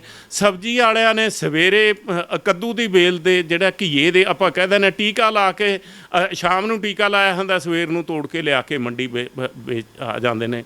ਫਿਰ ਜਿਹੜੇ ਇੱਥੇ ਦੁਕਾਨਦਾਰ ਲਿਆ ਕੇ ਇਹ ਕਰਦੇ ਨੇ, ਗਲੀ ਸੜੀ ਸਬਜ਼ੀ ਹੁੰਦੀ ਹੈ, ਉਹਨੂੰ ਕੈਮੀਕਲ ਪਾ ਕੇ ਐਨ ਤਾਜ਼ੀ ਬਣਾ ਕੇ ਕਰਦਾ। ਅਦਰਕ ਵਿਕ ਰਿਹਾ ਜੀ, ਬਿਲਕੁਲ ਐਨ ਧੋਤਾ ਹੋਇਆ, ਸਜਾਵ ਨਾਲ ਧੋਂਦੇ ਨੇ, ਤਾਜ਼ਾ ਲੱਗਦਾ ਹੁੰਦਾ, ਉਹ ਤਾਜ਼ਾ ਲੱਗਦਾ ਹੁੰਦਾ। ਆ ਪਿੱਛੇ ਜੇ ਮੈਂ ਇੱਕ ਵੀਡੀਓ ਦੇਖੀ ਸੀ, ਸੁੱਕਿਆ ਹੋਇਆ ਪਾਲਕ ਉਹਨੂੰ ਪਾਣੀ ਦੇ ਵਿੱਚ ਪਾ ਕੇ ਕੈਮੀਕਲ ਪਾਇਆ ਹੋਇਆ, ਐਨ ਤਾਜ਼ਾ ਬਣ ਗਿਆ। ਇਹ ਜਿਹੜਾ ਕਿ ਸਾਡੇ ਅੰਦਰ ਜਿਹੜੀ ਆਪਾਂ ਨੇ ਗੱਲ ਕਰੀ ਸੀ, ਡਾਕਟਰ ਹਰਸ਼ਿੰਦਰ ਕੌਰ ਨੇ ਵੀ ਗੱਲ ਕਰੀ ਸੀ, ਉਹਦਾ ਵੀ ਇਹਦੇ ਵਿੱਚ ਆਊਗਾ ਨਪੁੰਸਕਤਾ ਜਿਹੜੀ, ਇਹਦਾ ਵੀ ਕਾਰਨ ਕਾਫੀ ਵੱਡਾ ਮੈਂ ਇਸ ਪਰਿਵਾਰ ਟੁੱਟਣ ਦਾ। ਕਿਉਂਕਿ ਜਦੋਂ ਬੰਦੇ ਦੇ ਪੱਲੇ ਹੀ ਕੁਛ ਨਾ ਰਹੂਗਾ ਤੇ ਅੱਗੇ ਫਿਰ ਆਪਾਂ ਉਹ ਪਰਿਵਾਰ ਟੁੱਟਣੇ ਹੀ ਟੁੱਟਣੇ ਨੇ। ਇਹਦੇ 'ਚ ਬਾਂਝਪਨ ਕਰਕੇ ਵੀ ਇਹਦੇ ਹੀ ਕਾਰਨ ਬਣੇ। ਤੇ ਤੁਹਾਡਾ ਤਜਰਬਾ ਕੀ ਰਿਹਾ ਕਿ ਕਦੇ ਤੁਹਾਡੇ ਕੋਲ ਇਸ ਤਰ੍ਹਾਂ ਦਾ ਕੋਈ ਕੇਸ ਆਇਆ ਕਿ ਜਿਹਦੇ ਕਰਕੇ ਇਦਾਂ ਦਾ ਕੋਈ ਮਸਲਾ ਆਇਆ ਹੋਣਾ ਤੇ ਉਹਦੇ ਕਰਕੇ ਪਰਿਵਾਰ ਟੁੱਟ ਗਿਆ ਹੋਵੇ, ਤੁਹਾਨੂੰ ਅੱਜ ਤੱਕ ਉਸ ਚੀਜ਼ ਦਾ ਦੁੱਖ ਹੁੰਦਾ ਹੋਵੇ? ਬਹੁਤ ਕਾਰਨ ਇਹੋ ਜਿਹੇ ਆਏ ਨੇ, ਬਹੁਤ ਕੇਸ ਆਏ ਨੇ। ਪਰ ਉਹ ਫਿਰ ਨਾ ਮੈਂ ਇੱਕ ਗੱਲ ਇਹ ਜ਼ਰੂਰ ਅਜੇ ਵੀ ਕਹੂੰਗਾ ਵੀ ਜਿਹੜੀ ਸਾਡਾ ਮਰਦ ਪ੍ਰਧਾਨ ਦੇਸ਼ ਹੈ, ਕਈ ਲੜਕੀਆਂ ਉਸ ਨੂੰ ਅਜੇ ਵੀ ਲੁਕਾਉਂਦੀਆਂ ਨੇ, ਖਾਸ ਕਰਕੇ ਪਿੰਡਾਂ ਵਾਲੀਆਂ ਇਸ ਚੀਜ਼ ਨੂੰ, ਆਪਣੇ ਆਪ ਨੂੰ ਲੁਕੋ ਕੇ ਜਦੋਂ ਉਹ ਬਿਲਕੁਲ ਬਾਹਰ ਚਲੀਆਂ ਜਾਂਦੀਆਂ ਨੇ। ਮੈਂ ਸੰਗਰੂਰ ਸੀ, ਹੈ ਨਾ, ਇੱਕ ਉੱਥੇ ਸੇਮ ਕੇਸ ਆਇਆ ਮੇਰੇ ਕੋਲ। ਉਹ ਤਾਂ ਚਲੋ ਪਹਿਲਾਂ ਪੰਚਾਇਤ 'ਚ ਗੱਲ ਹੋਈ, ਮੁੰਡਾ ਕਹਿੰਦਾ ਜੀ ਮੈਨੂੰ ਇੱਦਾਂ ਕਰਕੇ ਹੈਗਾ ਸਰ, ਮੈਂ 1 ਮਿੰਟ ਮੈਂ ਲੈਣਾ। ਜਦੋਂ ਬਾਹਰ ਚਲੇ ਗਏ, ਮੈਂ ਕਿਹਾ ਦੱਸੋ। ਉਹਨੇ ਆਪਣਾ ਤਜਰਬਾ ਕੁਛ, ਹੁਣ ਮੈਂ ਇਹ ਕਹਿੰਦਾ ਵੀ ਚੰਗਾ ਨਹੀਂ ਲੱਗਦਾ ਹਾਂ ਜਿਹੜਾ ਦੱਸਿਆ, ਪਰ ਉਹ ਵੀ ਕਾਰਨ ਕਾਫੀ ਬਣਦੇ ਨੇ ਇਸ ਦੇ। ਪਰ ਮੈਂ ਇੱਕ ਇਹਦਾ ਇਹ ਵੀ ਸਮਝਦਾ ਕਿ ਜਿਹੜੇ ਪਹਿਲਾਂ ਪਰਿਵਾਰ ਵੱਡੇ ਹੁੰਦੇ ਸੀ, ਕੋਈ ਚਾਚੀਆਂ, ਤਾਈਆਂ, ਮਾਮੀਆਂ, ਭੂਆ, ਵੱਡੀਆਂ ਭੈਣਾਂ, ਉਹਨਾਂ ਨਾਲ ਇਹ ਸਾਂਝੇ ਕਰ ਲੈਂਦੇ ਹੁੰਦੇ ਸੀ, ਹੈ ਨਾ। ਉਹਨਾਂ ਦਾ ਕੋਈ ਨਾ ਕੋਈ, ਜਿਵੇਂ ਪਰਿਵਾਰ 'ਚ ਸਿਆਣਾ ਬੰਦਾ, ਬਜ਼ੁਰਗ ਜਿਹੜਿਆਂ ਦੇ ਤਜਰਬੇ ਵਾਲੇ, ਚਾਹੇ ਉਹ ਮਾਤਾ ਚਾਹੇ ਬਜ਼ੁਰਗ ਨੇ, ਉਹ ਆਪਣੇ ਹਿਸਾਬ ਨਾਲ ਮੇਰਾ ਖਿਆਲ ਮਸਲੇ ਹੱਲ ਕਰ ਲੈਂਦੇ ਹੁੰਦੇ ਸੀ। ਹੁਣ ਜਦੋਂ ਬਾਹਰ ਚਲੇ ਜਾਂਦੇ ਨੇ ਬੰਦੇ, ਕਈ ਇਹ ਵੀ ਸੋਚਦੇ ਨੇ ਯਾਰ ਜੇ ਇਹਨਾਂ ਨੇ ਪਹਿਲਾਂ ਮੇਰੀ ਬਦਨਾਮੀ ਕਰਤੀ, ਪਿੰਡ ਦੇ ਵਿੱਚ ਹੋ ਗਈ ਹੈ, ਫਿਰ ਰਿਸ਼ਤੇਦਾਰਾਂ 'ਚ ਹੋ ਗਈ ਹੈ, ਹੁਣ ਜੇ ਪੁਲਿਸ 'ਚ ਹੀ ਆ ਗਈ ਹੈ, ਹੁਣ ਜਿਹੜਾ ਕੁਛ ਮਰਜ਼ੀ ਹੋਣਾ, ਮੈਂ ਤਾਂ ਇਸ ਤੋਂ ਪਿੱਛੇ ਹਟਣਾ ਹੀ ਨਹੀਂ ਹੈ। ਬਹੁਤ ਕੁਛ ਕਾਰਨ ਇਹੋ ਜਿਹੇ ਆਉਂਦੇ ਨੇ ਤੇ ਬੰਦੇ ਕਈ ਹੁੰਦੇ ਨੇ। ਜਿਵੇਂ ਮੈਂ ਇੱਕ ਮਿਸਾਲ ਦੱਸਾਂ, ਭਵਾਨੀਗੜ੍ਹ ਦੇ ਨੇੜੇ ਦਾ ਇੱਕ ਹੈਗਾ ਸੀ, ਅਸੀਂ ਮਨੋਂ ਚਾਹੁੰਦੇ ਸੀ, ਮੈਂ ਜਿਹੜਾ ਮਨੋਂ ਚਾਹੁੰਦਾ ਸੀ ਕਿ ਆਪਾਂ ਇਸ ਨੂੰ ਮਸਲਾ ਹੱਲ ਕਰੀਏ। ਉਹ ਇਸੇ ਤਰ੍ਹਾਂ ਦਾ ਕੇਸ ਸੀਗਾ, ਸੇਮ ਨਾਮਰਦਗੀ ਦਾ ਕੇਸ ਸੀਗਾ ਕੋਈ ਵਿੱਚ। ਉਹਦੇ 'ਚ ਵੀ ਮੇਨ ਕਾਰਨ ਕੁੜੀ ਦੇ ਵਿੱਚ ਵੀ ਨੁਕਸਾਨ ਸੀਗਾ ਕੋਈ? ਕੁੜੀ 'ਚ ਤਾਂ ਬਸ ਇਹ ਹੋ ਸਕਦਾ ਵੀ ਜਿਹੜਾ ਆਪਾਂ ਕਹਿ ਦਈਏ ਵੀ ਉਹਨੇ ਸੰਗਪਣਾ ਕਹਿ ਲਓ, ਜਾਂ ਉਹਨੇ ਪੂਰੀ ਤਰ੍ਹਾਂ ਜਦੋਂ ਗੱਲ ਆਪਾਂ ਥਾਣੇ 'ਚੋਂ ਜਾ ਕੇ ਡਿਪਟੀ ਦੇ ਚਲੀ ਗਈ, ਉਦੋਂ ਜਾ ਕੇ ਉਹਨੇ ਕੁੜੀ ਨੇ ਦੱਸੀ ਅਸਲੀ।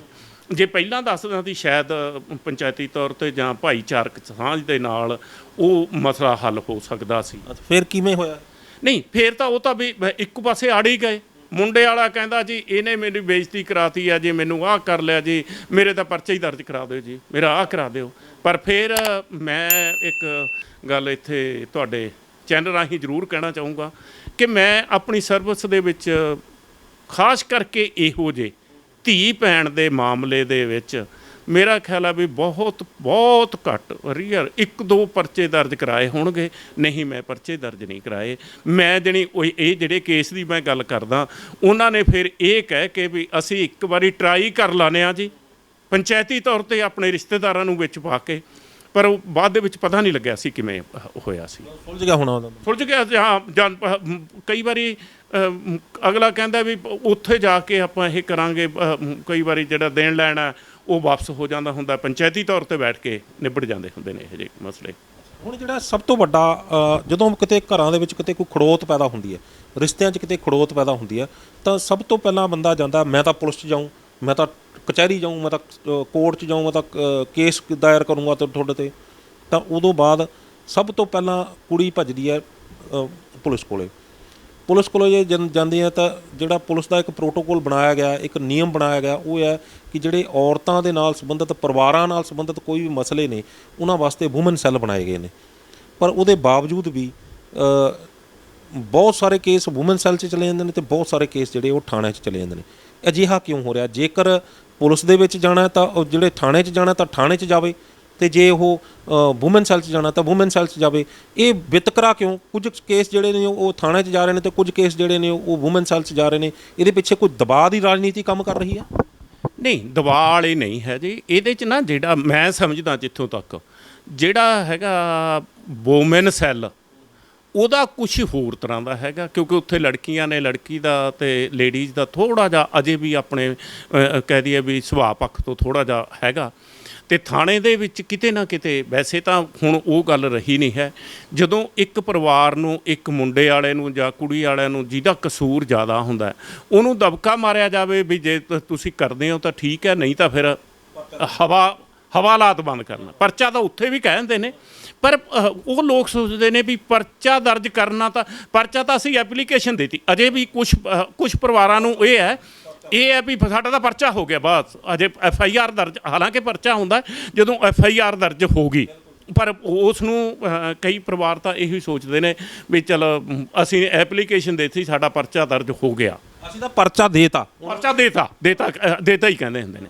ਪਰ ਉੱਥੇ ਨਾ ਜਦੋਂ ਇੱਕ ਪਰਿਵਾਰ ਦੇ ਵਿੱਚ ਇੱਕ ਥਾਣੇਦਾਰ ਜਾਂ ਕੋਈ ਵੀ ਥਾਣੇ ਦਾ ਮੁਖੀਆ ਜਾਂ ਪੁਲਿਸ ਅਫਸਰ ਇੱਕ ਦਬਕਾ ਮਾਰ ਦੇ ਕਿ ਵੀ ਨਹੀਂ ਤਾਂ ਹਵਾਲਾਤ ਬੰਦ ਕਰਨ ਲੱਗਾ, ਅਤੇ ਉੱਥੇ ਅੱਧੇ ਤੋਂ ਵੱਧ ਮਸਲਾ ਹੱਲ ਹੋ ਜਾਂਦਾ। ਜਿਹੜੇ ਆਮ ਕੁੜੀਆਂ ਵਾਲੇ ਨੇ, ਜਿਹੜੇ ਕੁੜੀ ਵਾਲਾ ਚਾਹੁੰਦੇ ਹੁੰਦੇ ਨੇ ਵੀ ਸਾਡਾ ਵੂਮਨ ਸੈੱਲ ਦੇ ਵਿੱਚ ਜਾਵੇ, ਹੈ ਨਾ, ਸੌਰੀ ਮੁੰਡੇ ਵਾਲੇ ਚਾਹੁੰਦੇ ਹੁੰਦੇ ਨੇ, ਕੁੜੀ ਵਾਲੇ ਚਾਹੁੰਦੇ ਹੁੰਦੇ ਨੇ ਵੀ ਜੇ ਥਾਣੇ 'ਚ ਜਾਵੇ, ਕਿਉਂਕਿ ਜਦੋਂ ਦਬਕਾ ਮਾਰਤਾ ਵੀ ਸ਼ਾਇਦ ਸਾਡਾ ਵੀ ਆਪੇ ਸੁਧਰ ਜਾਏਗਾ, ਉਹਨਾਂ ਮਤਲਬ ਹੁੰਦਾ ਵੀ ਸੁਧਰ ਜੇ। ਇਹ ਹੋ ਵੀ ਜਾਂਦੇ ਨੇ, ਆਪਾਂ 40-50% ਮਸਲੇ ਹੱਲ ਹੋ ਵੀ ਜਾਂਦੇ ਹੁੰਦੇ ਨੇ, ਪਰ ਜਿਹੜੇ ਕਿ ਕਈਆਂ ਦਾ ਇਹ ਸੋਚ ਕੇ ਹੀ ਜਾਂਦੇ ਨੇ ਵੀ ਜਿਹੜੇ ਸਾਨੂੰ ਥਾਣੇ ਲੈ ਗਏ ਆ ਤਾਂ ਅਸੀਂ ਤਾਂ ਮੰਨਣਾ ਹੀ ਨਹੀਂ ਹੈ। ਜਾਂ ਕਈ ਇਹੋ ਜਿਹੇ ਸ਼ਨਕੀ ਟਾਈਪ ਦੇ ਮੁੰਡੇ ਵੀ ਹੁੰਦੇ ਨੇ ਵੀ ਨਾ ਉਹ ਆਪਣੇ ਮਾਪਿਆਂ ਦੀ ਮੰਨਦੇ ਹੁੰਦੇ ਨੇ, ਨਾ ਵੀ ਮੈਂ ਤਾਂ ਜੋ ਦੁਨੀਆਦਾਰੀ ਦੇ ਵਿੱਚ ਜਾਂ ਜੋ ਮੈਂ ਹੀ ਕਹਿਤਾ ਮੈਂ ਹੀ ਹਾਂ, ਪਰ ਉਹਨਾਂ ਦੀ ਨਹੀਂ ਮੰਨਦੇ ਹੁੰਦੇ। ਪੁਲਿਸ ਵਾਲਿਆਂ ਨੂੰ ਵੀ ਕਈ ਵਾਰੀ ਆਮ ਕਹਿ ਦਿੰਦੇ ਨੇ ਵੀ ਚੱਲ ਯਾਰ ਵੀ ਜੇ ਕਰਨਾ ਤਾਂ ਪਰਚੇ ਹੀ ਦਰਜ ਕਰਦੇ ਹੋ, ਹੈ ਨਾ, ਪਰ ਉਹ ਜਾਣੀ ਸੋਚ ਉਹਨਾਂ ਦੀ ਇੰਨੀ ਕਿ ਹੁੰਦੀ ਹੈ ਜਿਹੜੀ ਕਿ ਵੀ ਮੈਂ ਦੁਨੀਆਦਾਰੀ ਦੀ, ਜਾਂ ਜੇ ਉਹਨੂੰ ਜਦੋਂ ਉੱਥੇ ਕਹੀਦਾ ਜਿਹਦੀ ਭੈਣ ਹੁੰਦੀ ਹੈ ਨਾ, ਇੱਕ ਵਾਰੀ ਕਹੋ ਵੀ ਜੇ ਇਸੇ ਹੀ ਆਪਣੀ ਵਾਈਫ ਦੀ ਥਾਂ 'ਤੇ ਆਪਣੀ ਭੈਣ ਨੂੰ ਖੜਾ ਕਰਕੇ ਦੇਖੋ, ਅਤੇ ਉਹ ਕਾਫੀ ਹੱਦ ਤੱਕ ਮਸਲੇ ਹੱਲ ਹੁੰਦੇ ਨੇ। ਇਸ ਤਰ੍ਹਾਂ ਹੀ ਪਰਿਵਾਰਾਂ ਦੇ ਵਿੱਚ ਹੈ। ਜੇ ਆਪਾਂ ਜਦੋਂ ਹੁਣ ਮੈਂ ਹਮੇਸ਼ਾ ਕਹਿੰਦਾ ਹੁੰਦਾ ਸੀ ਵੀ ਇੱਕ ਕੁੜੀ ਦੀ ਸੱਸ ਹੈ ਵੀ ਇਹਨੂੰ ਆਪਣੀ ਧੀ ਸਮਝ ਕੇ ਇਹਦੇ ਨਾਲ ਗੱਲ ਕਰਕੇ ਦੇਖ, ਨਾ ਕਿ ਨੂੰਹ, ਅਤੇ ਨੂੰਹ ਨੂੰ ਵੀ ਇਹੀ ਗੱਲ ਹੁੰਦੀ ਸੀ ਵੀ ਤੂੰ ਇਹਨੂੰ ਆਪਣੀ ਸੱਸ ਨਾ ਸਮਝ, ਆਪਣੀ ਮਾਂ ਸਮਝ ਕੇ ਗੱਲ ਕਰ, ਅਤੇ ਕਾਫੀ ਹੱਦ ਤੱਕ ਉਹ ਮਸਲੇ ਹੱਲ ਵੀ ਹੁੰਦੇ ਸੀ। ਪਰ ਮੈਂ ਇੱਕ ਗੱਲ ਇਹ ਜ਼ਰੂਰ ਕਹੂੰਗਾ, ਜਿਹੜੇ ਪਰਿਵਾਰਾਂ ਦੇ ਵਿੱਚ ਜਿਹੜੇ ਟੁੱਟਣ ਦੇ ਕਾਰਨ, ਠੀਕ ਹੈ ਸਵੇਰ ਟਾਈਮ 'ਤੇ ਕਿਤੇ ਜਾਣਾ ਕਿਤੇ ਆਉਣਾ, ਹਰੇਕ ਬੰਦੇ ਦਾ ਆਪਣਾ ਆਪਣਾ ਹੈਗਾ, ਜੇ ਹੋਰ ਨਹੀਂ ਤਾਂ ਹਫਤੇ ਦੇ ਵਿੱਚ, ਮਹੀਨੇ ਦੇ ਵਿੱਚ 1 ਵਾਰੀ 2 ਵਾਰੀ ਪਰਿਵਾਰ ਇਕੱਠਾ ਬੈਠ ਕੇ ਖਾਣਾ ਹੀ ਖਾ ਲੇ, ਉਹ ਆਪਣੇ ਕੋਈ ਵੀ ਦੁੱਖ ਤਕਲੀਫਾਂ ਨਹੀਂ, ਮੈਂ ਕਹੂੰਗਾ ਵੀ ਆਪਣੇ ਤਜਰਬੇ ਹੀ ਸਾਂਝੇ ਕਰ ਲੈਣ। ਤੇ ਇਹ ਮੇਰਾ ਖਿਆਲ ਹੈ ਵੀ ਕਦੀ ਵੀ ਕੋਈ ਇੱਥੇ ਤੱਕ ਗੱਲ ਨਹੀਂ ਪਹੁੰਚਦੀ। ਪਹਿਲਾਂ ਉਦੋਂ ਪਰਿਵਾਰ ਨੂੰ ਜਾਂ ਆਪਣੇ ਰਿਸ਼ਤੇਦਾਰਾਂ ਨੂੰ ਪਤਾ ਲੱਗਦਾ ਜਦੋਂ ਉਹ ਹੱਦਾਂ ਲੰਘ ਜਾਂਦੀ ਹੈ। ਸੋ ਆਪਾਂ ਨੂੰ ਮੈਂ ਇੱਕ ਦੁਬਾਰਾ ਫੇਰ ਕਹੂੰਗਾ ਇੱਥੇ ਆ ਕੇ ਕਿ ਜਿਹੜੇ ਸਾਂਝੇ ਪਰਿਵਾਰਾਂ ਦਾ ਹੈ ਨਾ, ਸਾਂਝੇ ਪਰਿਵਾਰਾਂ ਤੋਂ ਇਲਾਵਾ ਵੀ ਜੇ ਆਪਾਂ ਕਹੀਏ ਵੀ ਮਾਂ ਪਿਓ ਨਾਲ ਵੀ ਕੋਈ ਵੀ ਤਜਰਬਾ ਸਾਂਝਾ ਕਰ ਲੈਣ। ਮੈਂ ਇੱਕ ਲੜਕੀਆਂ ਨੂੰ ਬੇਨਤੀ ਕਰਦਾ ਤੁਹਾਡੇ ਰਾਹੀਂ ਕਿ ਜੇ ਤੁਸੀਂ ਆਪਣੇ ਮਾਂ ਨੂੰ, ਆਪਣੇ ਭਰਾ ਨੂੰ, ਆਪਣੇ ਪਿਓ ਨੂੰ ਉੱਥੇ ਦੱਸਣ ਦੀ ਬਜਾਏ ਇੱਥੇ ਹੀ ਆਪਣੇ ਸੱਸ ਸਹੁਰੇ ਨੂੰ ਇਹ ਨਾ ਸਮਝੋ ਵੀ ਸੱਸ ਸਹੁਰੇ ਨੇ, ਇਹੋ ਹੀ ਮਾਪੇ ਸਮਝ ਕੇ ਇੱਥੇ ਗੱਲ ਕਰਨ। ਮੇਰਾ ਖਿਆਲ ਹੈ ਉਹ ਕੋਈ ਮਾਪੇ ਇਹੋ ਜਿਹੇ ਨਹੀਂ ਹੋਣਗੇ ਕਿ ਜਿਹੜੇ ਆਪਣੀ ਨੂੰਹ ਨੂੰ ਛੱਡ ਕੇ ਪੁੱਤਰ ਵੱਲ ਹੋਣ। ਇਹ ਵੀ ਹੁੰਦਾ ਕਾਰਨ, ਜਦੋਂ ਉੱਥੋਂ ਫੋਨ ਆ ਜਾਂਦਾ ਤੁਸੀਂ ਸਾਡੀ ਕੁੜੀ ਨਾਲ ਆਹ ਕਰੀ, ਤੁਸੀਂ ਆਹ ਕਰਿਆ, ਫਿਰ ਉਹ ਵੱਧਦਾ ਜਾਂਦਾ। ਇਹਦੇ ਪਿੱਛੇ ਆਪਾਂ ਪਿਛੋਕੜ 'ਚ ਜਾਈਏ, ਜੇਕਰ ਫਤਿਹ ਮਾਜਰੀ ਸਾਹਿਬ, ਜੇ ਆਪਾਂ ਪਿਛੋਕੜ 'ਚ ਜਾਈਏ ਤਾਂ ਪਿਛੋਕੜ ਦੇ ਵਿੱਚ ਜਦੋਂ ਕਿਤੇ ਪਰਿਵਾਰ ਦੇ ਵਿੱਚ ਪੁੱਤਰੀ ਦੇ ਪਰਿਵਾਰ ਦੇ ਵਿੱਚ ਕਿਤੇ ਕੋਈ ਖੜੋਤ ਆਉਂਦੀ ਸੀ, ਕੋਈ ਝਗੜਾ ਪੈਦਾ ਹੁੰਦਾ ਸੀ, ਤਾਂ ਮਾਂ-ਬਾਪ ਜਿਹੜੇ ਸੀ ਆਪਣੀ ਪੁੱਤਰੀ ਨੂੰ ਸਮਝਾਉਂਦੇ ਸੀ ਵੀ ਧੀਏ ਦੇਖ, ਤੇ ਮੇਰੇ 4 ਜਿਹੜੇ ਬੱਚੇ ਹੋਰ ਵੀ ਨੇ, ਮੈਂ ਇਹਨਾਂ ਦਾ ਵੀ ਵਿਆਹ ਕਰਨੇ ਨੇ, ਤੂੰ ਆਪਣੇ ਕਿਸੇ ਤਰੀਕੇ ਜਿਹੜਾ ਤੂੰ ਉੱਥੇ ਆਪਣਾ ਸਮਝੌਤਾ ਕਰ ਲੈ। ਪਰ ਅੱਜ ਕੱਲ੍ਹ ਬੱਚੇ ਘੱਟ ਗਏ ਤੇ ਮਾਪੇ ਵੀ ਜਿਹੜੇ ਨੇ ਉਹਨਾਂ ਕੋਲੇ ਆਮਦਨੀਆਂ ਵੀ ਵੱਧ ਗਈਆਂ, ਤੇ ਉਹਦੇ ਪਿੱਛੇ ਵੀ ਇਹ ਕਾਰਨ ਹੋ ਰਹੇ ਨੇ ਵੀ ਤੂੰ ਆ ਜਾ, ਆਪਾਂ ਦੇਖ ਲਾਂਗੇ ਇਹਨਾਂ ਨੂੰ, ਮੇਰੇ ਕੋਲ ਕਿਹੜਾ ਖਵਾਉਣ ਨੂੰ ਕੁਛ ਹੀ ਨਹੀਂ ਹੈਗਾ। ਕਿ ਇਹ ਵੀ ਇੱਕ ਕਾਰਨ ਬਣ ਰਿਹਾ? ਹਾਂ, ਕੁਛ ਕਾਰਨ ਇਹ ਵੀ ਹੈਗਾ, ਪਰ ਜਿਹੜਾ ਆਪਾਂ ਕਹੀਏ ਵੀ ਜਿਹੜਾ ਇਹ ਆਪਾਂ ਚੌਧਰ ਦਾ ਵੀ ਥੋੜ੍ਹਾ ਬਹੁਤਾ ਹੈਗਾ ਕਿਤੇ ਨਾ ਕਿਤੇ, ਕੜਮ ਚੌਧਰੀ ਉਹਦਾ ਵੀ ਹੈਗਾ। ਇਹ ਮੈਨੂੰ ਲੱਗਦਾ ਨਹੀਂ ਹੈ ਵੀ ਜਿਹੜੇ ਪਰਿਵਾਰਾਂ ਦੇ ਵਿੱਚ ਜੇ ਨਾ ਆਪਾਂ ਸੋਚ ਕਈ ਵਾਰੀ ਵੱਡੀ ਹੁੰਦੀ ਹੈ ਵੀ ਸਾਡੇ ਘਰ ਦੇ ਵਿੱਚ ਪਤਾ ਨਹੀਂ ਕੀ ਹੈ, ਪਰ ਇਹ ਨਹੀਂ ਸੋਚਦੇ ਹਾਂ ਵੀ ਸਾਡੇ ਖਰਚਾ ਕਿੰਨਾ ਕੁ ਹੈਗਾ। ਜੇਬ ਖਰਚਾ ਪੂਰਾ ਮਿਲਦਾ ਨਹੀਂ ਹੈ, ਪਰ ਸੋਚ ਵੱਡੀ ਹੁੰਦੀ ਹੈ, ਉਦੋਂ ਇਹ ਵੀ ਹੁੰਦਾ। ਜਿਵੇਂ ਮੈਂ ਸ਼ੁਰੂ ਦੇ ਵਿੱਚ ਕਿਹਾ ਸੀ ਵੀ ਪਰਿਵਾਰ ਪਹਿਲਾਂ ਵੱਡੇ ਹੁੰਦੇ ਸੀ, ਚਾਚੇ ਤਾਏ ਹੁੰਦੇ ਸੀ। ਜੇ ਕਿਤੇ ਬੱਚੇ ਨੇ ਕੋਈ ਗਲਤੀ ਕਰ ਲਈ ਜਾਂ ਕੋਈ ਇਹੋ ਜਿਹਾ ਕੁਛ ਹੋਇਆ ਤਾਂ ਉਹਨਾਂ ਨੂੰ ਦੂਜੇ ਪਰਿਵਾਰ ਨੇ ਜਾਂ ਪਰਿਵਾਰ ਦੇ ਮੈਂਬਰ ਨੇ ਘੂਰ ਵੀ ਲੈਣਾ ਜਾਂ ਪਿਆਰ ਵੀ ਕਰ ਲੈਣਾ, ਗੋਦੀ 'ਚ ਵੀ ਬਿਠਾ ਲੈਣਾ ਤੇ ਉਹਦੇ ਚਪੇੜਾਂ ਵੀ ਲਾ ਦੇਣੀਆਂ। ਇਹ ਵੀ ਕਾਰਨ ਕਾਫੀ ਹੈਗੇ ਨੇ। ਜਦੋਂ ਹੁਣ ਪਰਿਵਾਰ ਦੇ ਵਿੱਚ ਹੈ ਹੀ 2 ਨੇ ਤੇ ਹੋ ਸਕਦਾ ਪੂਰਾ ਹੀ ਆਪਣੀ ਗੱਲ ਉਹ ਦੱਸਣ ਦਾ ਮੌਕਾ ਨਾ ਮਿਲਦਾ ਹੋਵੇ ਉਹਨਾਂ ਨੂੰ, ਜਾਂ ਜੇ ਦੱਸਦਾ ਹੋਵੇ ਉਹ ਸੁਣਦਾ ਹੀ ਨਾ ਹੋਵੇ। ਇਹ ਵੀ ਹੈਗਾ। ਪਹਿਲਾਂ ਜਿਹੜਾ ਇਹ ਪਰਿਵਾਰਾਂ 'ਚ ਹੁੰਦਾ ਸੀ, ਹਰੇਕ ਨਾਲ ਕਿਸੇ ਦੀ ਚਾਚੇ ਨਾਲ, ਕਿਸੇ ਨਾਲ ਦੀ ਤਾਏ ਨਾਲ, ਕਿਸੇ ਦੀ ਤਾਈ ਨਾਲ, ਕਿਸੇ ਦੀ ਕੋਈ ਨਾ ਕੋਈ ਜ਼ਿਆਦਾ ਨੇੜਤਾ ਹੁੰਦੀ ਸੀ, ਕਿਉਂਕਿ ਉਹ ਅਗਲਾ ਕਹਿੰਦਾ ਆਮ ਪਰਿਵਾਰਾਂ 'ਚ ਕਹਿੰਦੇ ਸੀ ਇਹ ਤਾਂ ਫਲਾਣੇ ਦਾ ਪਿਆਰਾ, ਉਹਦਾ ਚਹੇਤਾ, ਉਹਦਾ ਹੈਗਾ। ਜਿਵੇਂ ਕਈਆਂ ਦਾ ਰਿਸ਼ਤੇਦਾਰੀ 'ਚ ਹੁੰਦਾ, ਮਾਮੀਆਂ ਨਾਲ, ਭੂਆ ਨਾਲ ਜਾਂ ਭਾਬੀਆਂ ਨਾਲ ਵੀ ਕਈਆਂ ਦਾ ਹੈਗਾ। ਦੇਖੋ ਆਪਾਂ ਇਹ ਜੇ ਸਾਰਾ ਰਿਸ਼ਤਾ ਨਹੀਂ, ਇਹ ਆਪਾਂ ਸਾਰਿਆਂ ਨੂੰ ਨਹੀਂ ਕਹਿ ਸਕਦੇ ਹਾਂ। ਕਈਆਂ ਦਾ ਮੈਂ ਆਪਾਂ ਨਣਦ ਭਰਜਾਈਆਂ ਦਾ ਇੰਨਾ ਕੁ ਜ਼ਿਆਦਾ ਦੇਖਿਆ, ਮੇਰਾ ਖਿਆਲ ਹੈ ਵੀ ਭੈਣਾਂ ਨਾਲੋਂ ਵੀ ਵੱਧ ਹੁੰਦਾ। ਪਰ ਉਹ ਮੈਂ ਇੱਕ ਉਹ ਸਮਝਦਾ ਹੁੰਦਾ ਵੀ ਜਦੋਂ ਨਾ ਸਾਰੀਆਂ ਗੱਲਾਂ ਆਪਾਂ ਸਾਂਝੀਆਂ ਕਰਦੇ ਰਹੀਏ। ਮੰਨ ਲਓ, ਦੇਖੋ ਇੱਕ ਮਿਸਾਲ ਸੀ ਪਹਿਲਾਂ, ਇੱਕ ਉਹ ਕਹਿੰਦੇ ਹੁੰਦੇ ਸੀ ਵੀ ਗੰਨੇ ਲੈ ਆਉਂਦੇ ਸੀ, ਇੱਕ ਬੰਦਾ ਗੰਨੇ ਲਈ ਆਉਂਦਾ, ਇੱਕ ਮਾਤਾ ਬਜ਼ੁਰਗ ਦਾ ਉਹ ਕਹਿੰਦੇ ਹੁੰਦੇ ਨੇ, ਜਿਵੇਂ ਕਿ ਆਪਾਂ ਸਾਰੇ ਜਾਣਦੇ ਆ ਗੰਨਾ ਜਿਹੜਾ ਹੇਠਲੇ ਪਾਸੇ ਆ, ਜੜ੍ਹ ਵਾਲੇ ਪਾਸੇ ਹੁੰਦਾ, ਉਹ ਜ਼ਿਆਦਾ ਮਿੱਠਾ ਹੁੰਦਾ ਤੇ ਦੂਜਾ ਹੁੰਦਾ। ਕਹਿੰਦੇ ਵੀ ਅੱਗੋਂ ਬੱਚੇ ਆ ਰਹੇ ਸੀ, ਇੱਕ ਮੁੰਡਾ ਸੀ, ਇੱਕ ਉਹਦਾ ਭਤੀਜਾ ਕਹਿ ਲਓ, ਦਿਓਰ ਦਾ ਜਾਂ ਜੇਠ ਦਾ ਮੁੰਡਾ ਸੀ। ਅੱਗੇ ਆਉਂਦੇ ਸੀ ਉਹ ਸਿੱਧੇ ਆ ਕੇ, ਜਦੋਂ ਮੁੰਡਾ ਦੂਜੇ ਪਾਸੇ ਸੀ ਉਹਨੇ ਆ ਕਰਕੇ ਕਹਿੰਦੀ ਲਓ ਪੁੱਤ ਗੰਨੇ, ਆਪਣੇ ਵਾਲੇ ਨੂੰ ਗੰਨਾ ਉਹ ਦੇਣਾ ਸੀ। ਜਦੋਂ ਇਹ ਮਨ 'ਚ ਸੋਚ ਹੋਊਗੀ ਹੈ ਨਾ ਵੀ ਮੈਂ ਆਪਣੇ ਪੁੱਤ ਨੂੰ ਜੜ ਵਾਲਾ ਗੰਨਾ ਦੇਣਾ ਹੈ, ਮਿੱਠਾ ਦੇਣਾ ਹੈ ਨਾ। ਇੱਕ ਉਹ ਮਿਸਾਲ ਇੱਕ ਹੋਰ ਵੀ ਕਹਿੰਦੇ ਹੁੰਦੇ ਨੇ ਕਿ ਜੇ ਆਪਾਂ ਯਾਰੀ ਪਰਖਣੀ ਹੋਵੇ, ਹੁਣ ਵੈਸੇ ਹੈ ਨਹੀਂ, ਅੱਜ ਕੱਲ੍ਹ ਵਾਲੇ ਬੱਚਿਆਂ ਨੂੰ ਹੈ ਨਹੀਂ, ਕਹਿੰਦੇ ਸੀ ਵੀ ਦਾਤਣ ਲਿਆ ਕੇ 2 ਰੱਖ ਲਓ, ਜੇ 2 ਦੋਸਤਾਂ ਦੇ ਵਿੱਚ ਹੋਊਗੇ, ਦਾਤਣ ਵੀ ਜਿਹੜੀ ਚੰਗੀ ਹੋਊਗਾ ਦੂਜੇ ਨੂੰ ਕਹੂਗਾ ਨਹੀਂ ਯਾਰ ਇਹ ਚੰਗੀ ਦਾਤਣ ਤੂੰ ਚੱਕ ਪਹਿਲਾਂ, ਨਹੀਂ ਮਾੜੀ। ਇਹ ਯਾਰੀ ਪਰਖਣ ਦੀ ਇੱਕ ਨੀਤੀ ਸੀ ਆਪਾਂ ਕਹਿ ਦਈਏ ਜਾਂ ਹੈਗਾ ਸੀ। ਹੁਣ ਪਰਿਵਾਰਾਂ ਦੇ ਛੋਟੇ ਪਰਿਵਾਰ ਰਹਿ ਗਏ ਨਾ, ਲੜਕੀ ਪੂਰੀ ਆਪਣੀ ਗੱਲ ਸੁਣ ਕੇ ਕਰ ਸਕਦੀ ਆ, ਉਹ ਬਾਹਰ ਜਿਹੀਆਂ ਜਾਂ ਸਹੇਲੀਆਂ ਮਿਲਦੀਆਂ ਨੇ ਉਹਨਾਂ ਨੂੰ, ਜਿਹੇ ਜਿਹੇ ਬੱਚੇ ਉਹਨਾਂ ਦੇ ਨਾਲ ਦੇ ਕਲਾਸ ਦੇ ਮਿਲਦੇ ਨੇ ਉਹੋ ਜਿਹੇ ਕੰਮ ਕਰਦੇ ਨੇ ਪਰਿਵਾਰਾਂ ਦੇ। ਮੈਨੂੰ ਲੱਗਦਾ ਵੀ ਇਹ ਜਿਹੜੇ ਟੁੱਟਣ ਦੇ ਕਾਫੀ ਕਾਰਨ ਇਹ ਵੀ ਹੈਗੇ ਨੇ। ਡਿਪਟੀ ਸਾਹਿਬ, ਮੈਂ ਵੀ ਬਹੁਤ ਸਾਰੀਆਂ ਉਦਾਹਰਨਾਂ ਦਿੱਤੀਆਂ ਵੀ ਪਹਿਲਾਂ ਐ ਹੁੰਦਾ ਸੀ, ਪਹਿਲਾਂ ਐ ਹੁੰਦਾ ਸੀ ਤੇ ਹੁਣ ਐ ਹੋ ਰਿਹਾ।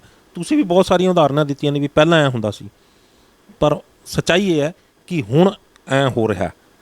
ਤੇ ਹੁਣ ਐ ਜਦੋਂ ਹੋ ਰਿਹਾ ਉਹਦੇ ਲਈ ਆਪਾਂ ਨੂੰ ਕੀ ਕਰਨਾ ਪਏਗਾ? ਸਾਹਮਣੇ ਦਰਸ਼ਕ ਇੱਕ ਪੁਲਿਸ ਅਧਿਕਾਰੀ, ਤਜਰਬੇਕਾਰ ਅਧਿਕਾਰੀ ਨੂੰ ਦੇਖ ਰਹੇ ਨੇ ਤੇ ਉਹ ਅਧਿਕਾਰੀ ਤੋਂ ਇਹ ਜਾਣਨਾ ਚਾਹੁੰਦੇ ਨੇ ਕਿ ਹੁਣ ਐ ਹੋ ਰਿਹਾ ਤੇ ਕੀ ਕਰਨਾ ਪਏਗਾ। ਹਾਂ, ਹੁਣ ਜਿਹੜਾ ਆਪਾਂ ਨੂੰ, ਮੈਨੂੰ ਇਹ ਜਿੱਥੋਂ ਤੱਕ ਮੈਂ ਆਪਣੇ ਵੱਲੋਂ ਜਾਂ ਆਪਣੇ ਪਰਿਵਾਰ ਦੇ ਵਿੱਚ ਕਿਤੇ ਵੀ ਆਪਾਂ ਮਸਲਾ ਜੇ ਕੋਈ ਇਹੋ ਜਿਹਾ ਆ ਜਾਂਦਾ, ਹਰ ਥਾਂ 'ਤੇ ਕੋਈ ਵੀ ਰਿਸ਼ਤਾ ਇਹੋ ਜਿਹਾ ਨਹੀਂ ਹੈ ਜਿੱਥੇ ਕਦੇ ਨਾ ਕਦੇ ਕੋਈ ਮਾੜੀ ਮੋਟੀ ਕੜੱਤਣ ਨਾ ਆਉਂਦੀ ਹੋਵੇ, ਮਾੜੀ ਮੋਟੀ ਰੋਕ ਟੋਕ ਨਾ ਹੁੰਦੀ ਹੋਵੇ। ਹੁੰਦੀ ਹੈ, ਹੋਣੀ ਵੀ ਚਾਹੀਦੀ ਹੈ, ਜ਼ਰੂਰੀ ਹੈ। ਕਿਉਂਕਿ ਮੈਂ ਇੱਕ ਇਹਦੇ ਮਿਸਾਲ ਇੱਕ ਹੋਰ ਮੈਂ ਦੱਸਣੀ ਚਾਹੁੰਦਾ। ਇੱਥੇ ਪਟਿਆਲੇ ਜ਼ਿਲ੍ਹੇ ਦੇ ਵਿੱਚ ਇੱਕ ਹੈਗਾ ਸੀ ਸਰਦਾਰ ਬਲਕਾਰ ਸਿੰਘ DIG ਸੀ, ਉਹਨਾਂ ਨੂੰ SP ਵੀ ਰਹੇ ਨੇ, ਪਰ ਮੈਂ ਜਦੋਂ DIG ਸਾਹਿਬ ਦੇ ਟਾਈਮ ਦੀ ਗੱਲ ਕਰਦਾ, ਬਲਕਾਰ ਸਿੰਘ ਸਿੱਧੂ IG ਜਾਂ ADGP ਸ਼ਾਇਦ ਹੈਗੇ ਨੇ, ਤੇ ਉਹਨਾਂ ਨੂੰ ਇੱਕ ਪ੍ਰੋਬੇਸ਼ਨਰ ਓਲੰਪੀਅਨ ਕੁੜੀ ਇੱਥੇ ਆਈ ਸੀ ਪਟਿਆਲੇ ਦੇ ਵਿੱਚ, ਆਪਣਾ ਹਰਵੰਤ ਕੌਰ। ਮੈਂ ਡਿਸਕਸ ਥਰੋ ਦੀ ਸੀਗੀ ਉਹ, ਡਿਸਕਸ ਥਰੋ ਦੀ। ਮੈਂ ਤੇ ਉਹ ਕੁਦਰਤੀਓਂ ਉਹ ਵੀ ਮਿਲਣ ਆਈ ਸੀ, ਮੈਂ ਵੀ ਗਏ ਸੀ, ਅਸੀਂ ਇਕੱਠੇ ਗਏ ਸੀ ਉਹਨਾਂ ਦੇ ਕੋਲ। ਉਹਨਾਂ ਨਾਲ ਗੱਲਾਂ ਬਾਤਾਂ ਕਰਦੇ ਕਰਦੇ ਸਰਦਾਰ ਬਲਕਾਰ ਸਿੰਘ ਸਿੱਧੂ ਸਾਹਿਬ ਨੇ ਉਹਨਾਂ ਨੂੰ ਪੁੱਛਿਆ ਸੀ ਕਿ ਬੇਟੇ ਕਿੰਨੇ ਭੈਣ ਭਰਾ ਹੋ, ਕਿੰਨੇ ਕੁ ਲੜਦੇ ਹੋ?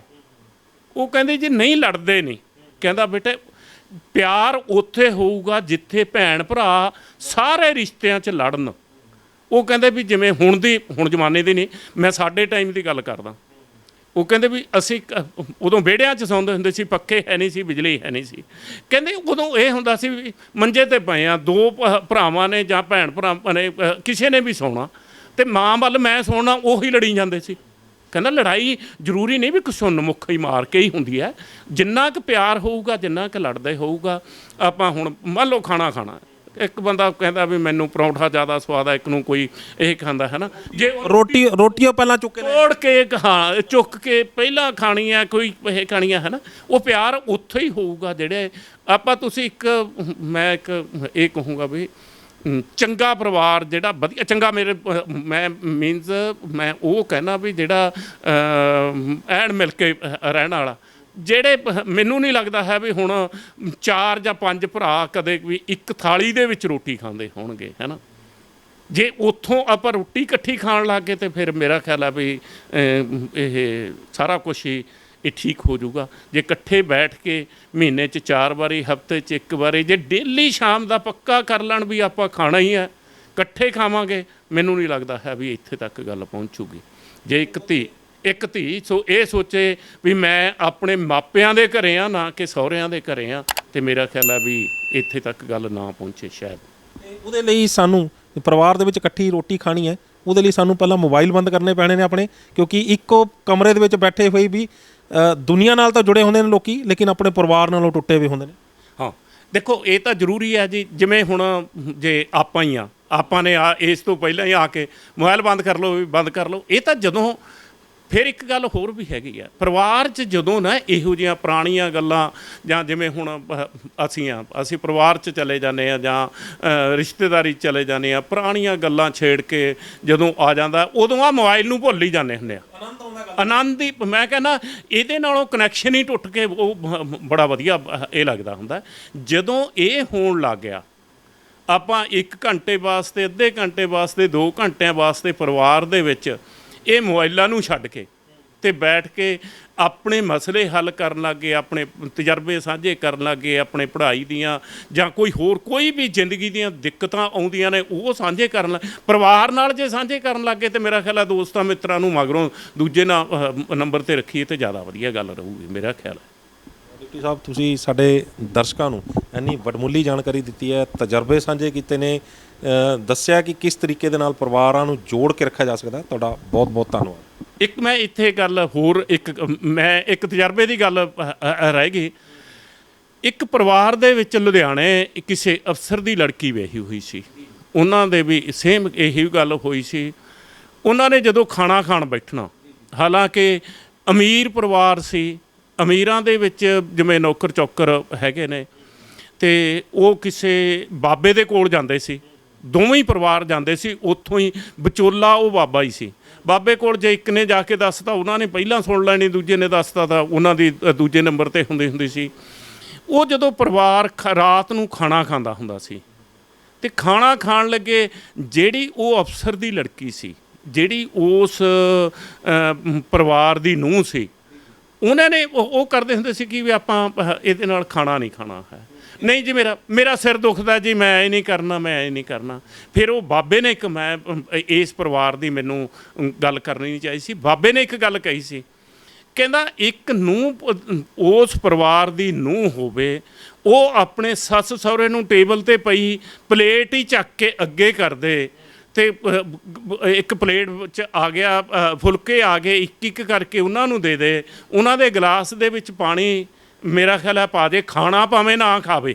ਜੇ ਕਿਸੇ ਦਿਨ ਨਹੀਂ ਵੀ ਖਾਂਦਾ ਨਾ, ਤਾਂ ਮਸਲਾ ਮੇਰਾ ਖਿਆਲ ਹੈ ਵੀ ਇੱਥੇ ਤੱਕ ਗੱਲ ਪਹੁੰਚਦੀ ਨਹੀਂ ਸੀ।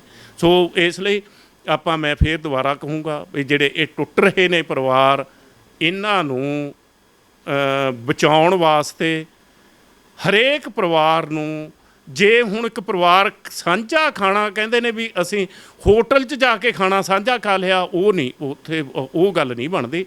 ਘਰ 'ਚ ਬੈਠ ਕੇ ਇੰਨਾ ਕੁ ਹੋ ਸਕਦਾ ਇਹ ਪੁੱਛ ਲੈਣਾ ਵੀ ਹਾਂ ਅੱਜ ਤੂੰ ਕਿੰਨੀਆਂ 2 ਰੋਟੀਆਂ ਖਾਣੀਆਂ ਨੇ ਕਿ 4 ਖਾਣੀਆਂ ਨੇ, ਉਹਨੇ ਕੁ ਪੁੱਛ ਕੇ ਉਹਨਾਂ ਕੁ ਮੇਰਾ ਖਿਆਲ ਹੈ ਵੀ ਉਹਦਾ ਆਨੰਦ ਹੀ ਕੁਛ ਹੋਰ ਤਰ੍ਹਾਂ ਦਾ ਹੁੰਦਾ। ਅੱਛਾ, ਇੱਕ ਚੀਜ਼ ਕੋਈ ਇਸ ਤਰ੍ਹਾਂ ਦਾ ਜਿਹੜਾ ਤਜਰਬਾ ਜਦੋਂ ਤੁਸੀਂ ਚਾਹਿਆ ਹੋਵੇ ਵੀ ਇਹ ਪਰਿਵਾਰ ਨਾ ਟੁੱਟੇ ਯਾਰ, ਕਿਸੇ ਤਰੀਕੇ ਨਾ ਟੁੱਟੇ, ਅਤੇ ਉਹਦੇ ਬਾਵਜੂਦ ਵੀ ਤੁਹਾਡੇ ਪੂਰੇ ਜ਼ੋਰ ਲਾਉਣ ਦੇ ਬਾਵਜੂਦ ਵੀ ਉਹ ਪਰਿਵਾਰ ਤੁਸੀਂ ਜੋੜ ਨਾ ਪਾਏ ਹੋਵੇ, ਅਤੇ ਤੁਹਾਨੂੰ ਅੱਜ ਤੱਕ ਅਫਸੋਸ ਹੋਣਾ ਦਾ ਹੋਵੇ, ਕੋਈ ਇੱਦਾਂ ਦਾ ਤਜਰਬਾ ਹੈ?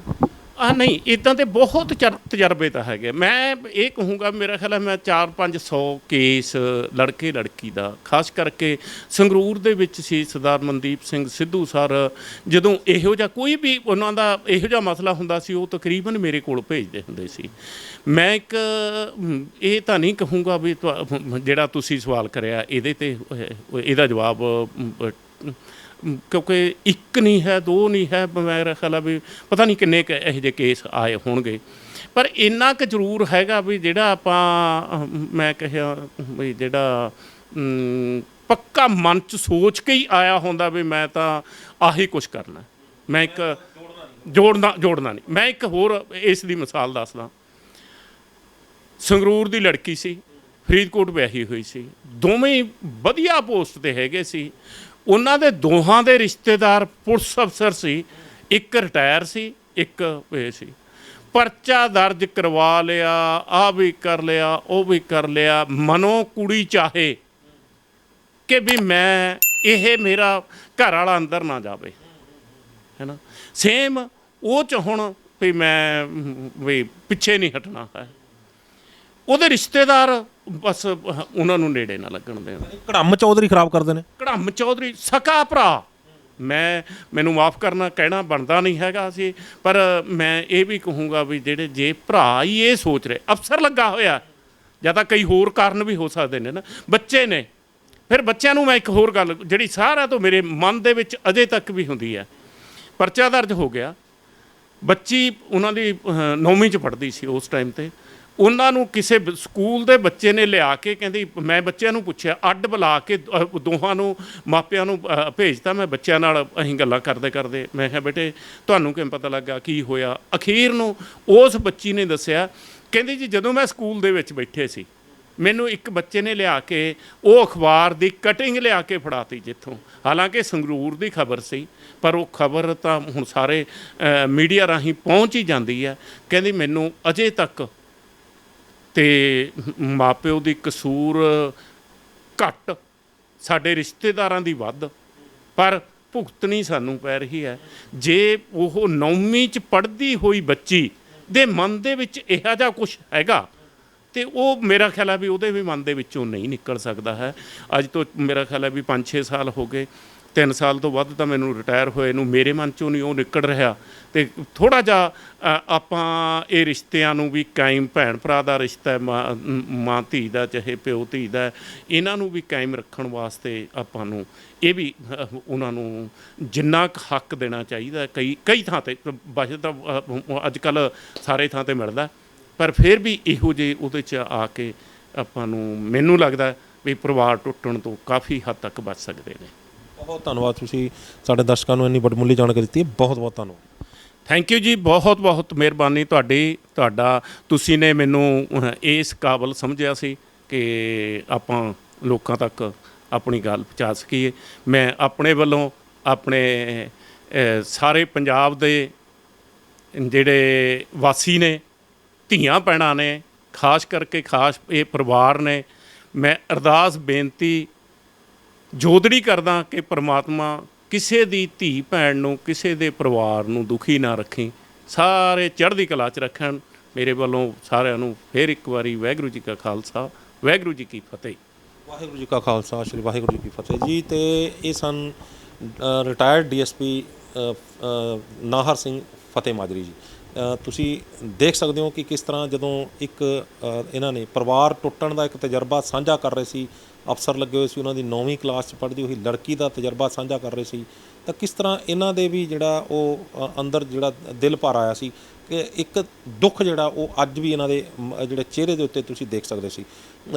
ਕਿਸ ਤਰ੍ਹਾਂ ਦਾ ਜਦੋਂ ਇੱਕ ਆਫੀਸਰ ਜਿਹੜਾ ਕਿ ਇਸ ਕੇਸ ਦੇ ਵਿੱਚ ਉਹਨਾਂ ਦਾ ਮਸਲਾ ਹੱਲ ਕਰ ਰਿਹਾ, ਜਦੋਂ ਉਹਦੇ ਮਨ ਦੇ ਉੱਤੇ ਇੰਨਾ ਡੂੰਘਾ ਅਸਰ ਛੱਡ ਜਾਂਦੀਆਂ ਨੇ ਇਹ ਚੀਜ਼ਾਂ, ਤਾਂ ਫਿਰ ਜਿਨ੍ਹਾਂ ਦੇ ਪਰਿਵਾਰ ਟੁੱਟਦੇ ਨੇ ਤਾਂ ਉਹਨਾਂ ਦੇ ਮਨਾਂ ਦੇ ਉੱਤੇ ਕੀ ਅਸਰ ਹੁੰਦਾ ਹੋਣਾ, ਕੀ ਅਸਰ ਹੁੰਦਾ ਹੋਣਾ ਉਹਨਾਂ ਦੇ ਬੱਚਿਆਂ ਦੇ ਉੱਤੇ, ਕੀ ਅਸਰ ਹੁੰਦਾ ਉਸ ਲੜਕੀ ਦੇ ਉੱਤੇ, ਕੀ ਅਸਰ ਹੁੰਦਾ ਉਸ ਲੜਕੇ ਦੇ ਉੱਤੇ, ਮਾਪਿਆਂ ਦੇ ਉੱਤੇ, ਸਹੁਰਿਆਂ ਦੇ ਉੱਤੇ, ਪੇਕਿਆਂ ਦੇ ਉੱਤੇ, ਰਿਸ਼ਤੇਦਾਰਾਂ ਦੇ ਉੱਤੇ ਕੀ ਅਸਰ ਪੈਂਦਾ, ਇਹ ਤੁਸੀਂ ਆਪ ਸਮਝ ਸਕਦੇ ਹੋ। ਲੇਕਿਨ ਸੱਚਾਈ ਇਹ ਹੈ ਕਿ ਇਹਦੇ ਬਾਵਜੂਦ ਵੀ ਪਰਿਵਾਰ ਟੁੱਟ ਰਹੇ ਨੇ, ਇਹਦੇ ਬਾਵਜੂਦ ਵੀ ਜਿਹੜੇ ਨੇ ਉਹ ਅੱਜ ਥਾਣੇ ਕਚਹਿਰੀਆਂ ਦੇ ਜਿਹੜੇ ਅਜਿਹੇ ਮਾਮਲੇ ਨਾਲ ਭਰੇ ਹੋਏ ਨੇ।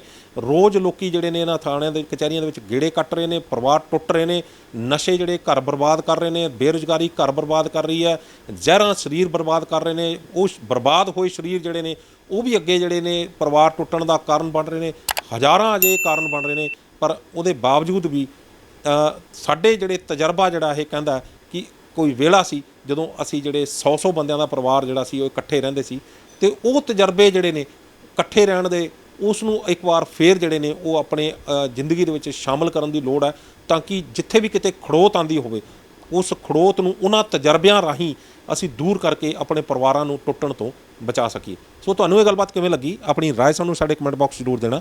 ਜੇਕਰ ਵੀਡੀਓ ਵਧੀਆ ਲੱਗੀ ਹੈ ਤਾਂ ਇਸ ਨੂੰ ਲਾਈਕ ਅਤੇ ਸ਼ੇਅਰ ਵੱਧ ਤੋਂ ਵੱਧ ਕਰ ਦਈਏ, ਤਾਂ ਕਿ ਜਿਹੜੇ ਪਰਿਵਾਰ ਟੁੱਟਣ ਦੇ ਕੰਢੇ ਆ ਚੁੱਕੇ ਨੇ ਉਹਨਾਂ ਨੂੰ ਆਪਾਂ ਇਹ ਪਰਿਵਾਰਾਂ ਨੂੰ ਇਸ ਤਜਰਬਿਆਂ ਰਾਹੀਂ ਟੁੱਟਣ ਤੋਂ ਬਚਾ ਸਕੀਏ, ਅਤੇ ਜਿਹੜੇ ਘੜਮ ਚੌਧਰੀ ਵਿੱਚ ਆ ਕੇ ਕੰਮ ਖਰਾਬ ਕਰ ਰਹੇ ਨੇ ਉਹਨਾਂ ਤੋਂ ਬਚਣ ਦਾ ਕੋਈ ਰਾਹ ਕੱਢਿਆ ਜਾ ਸਕੇ।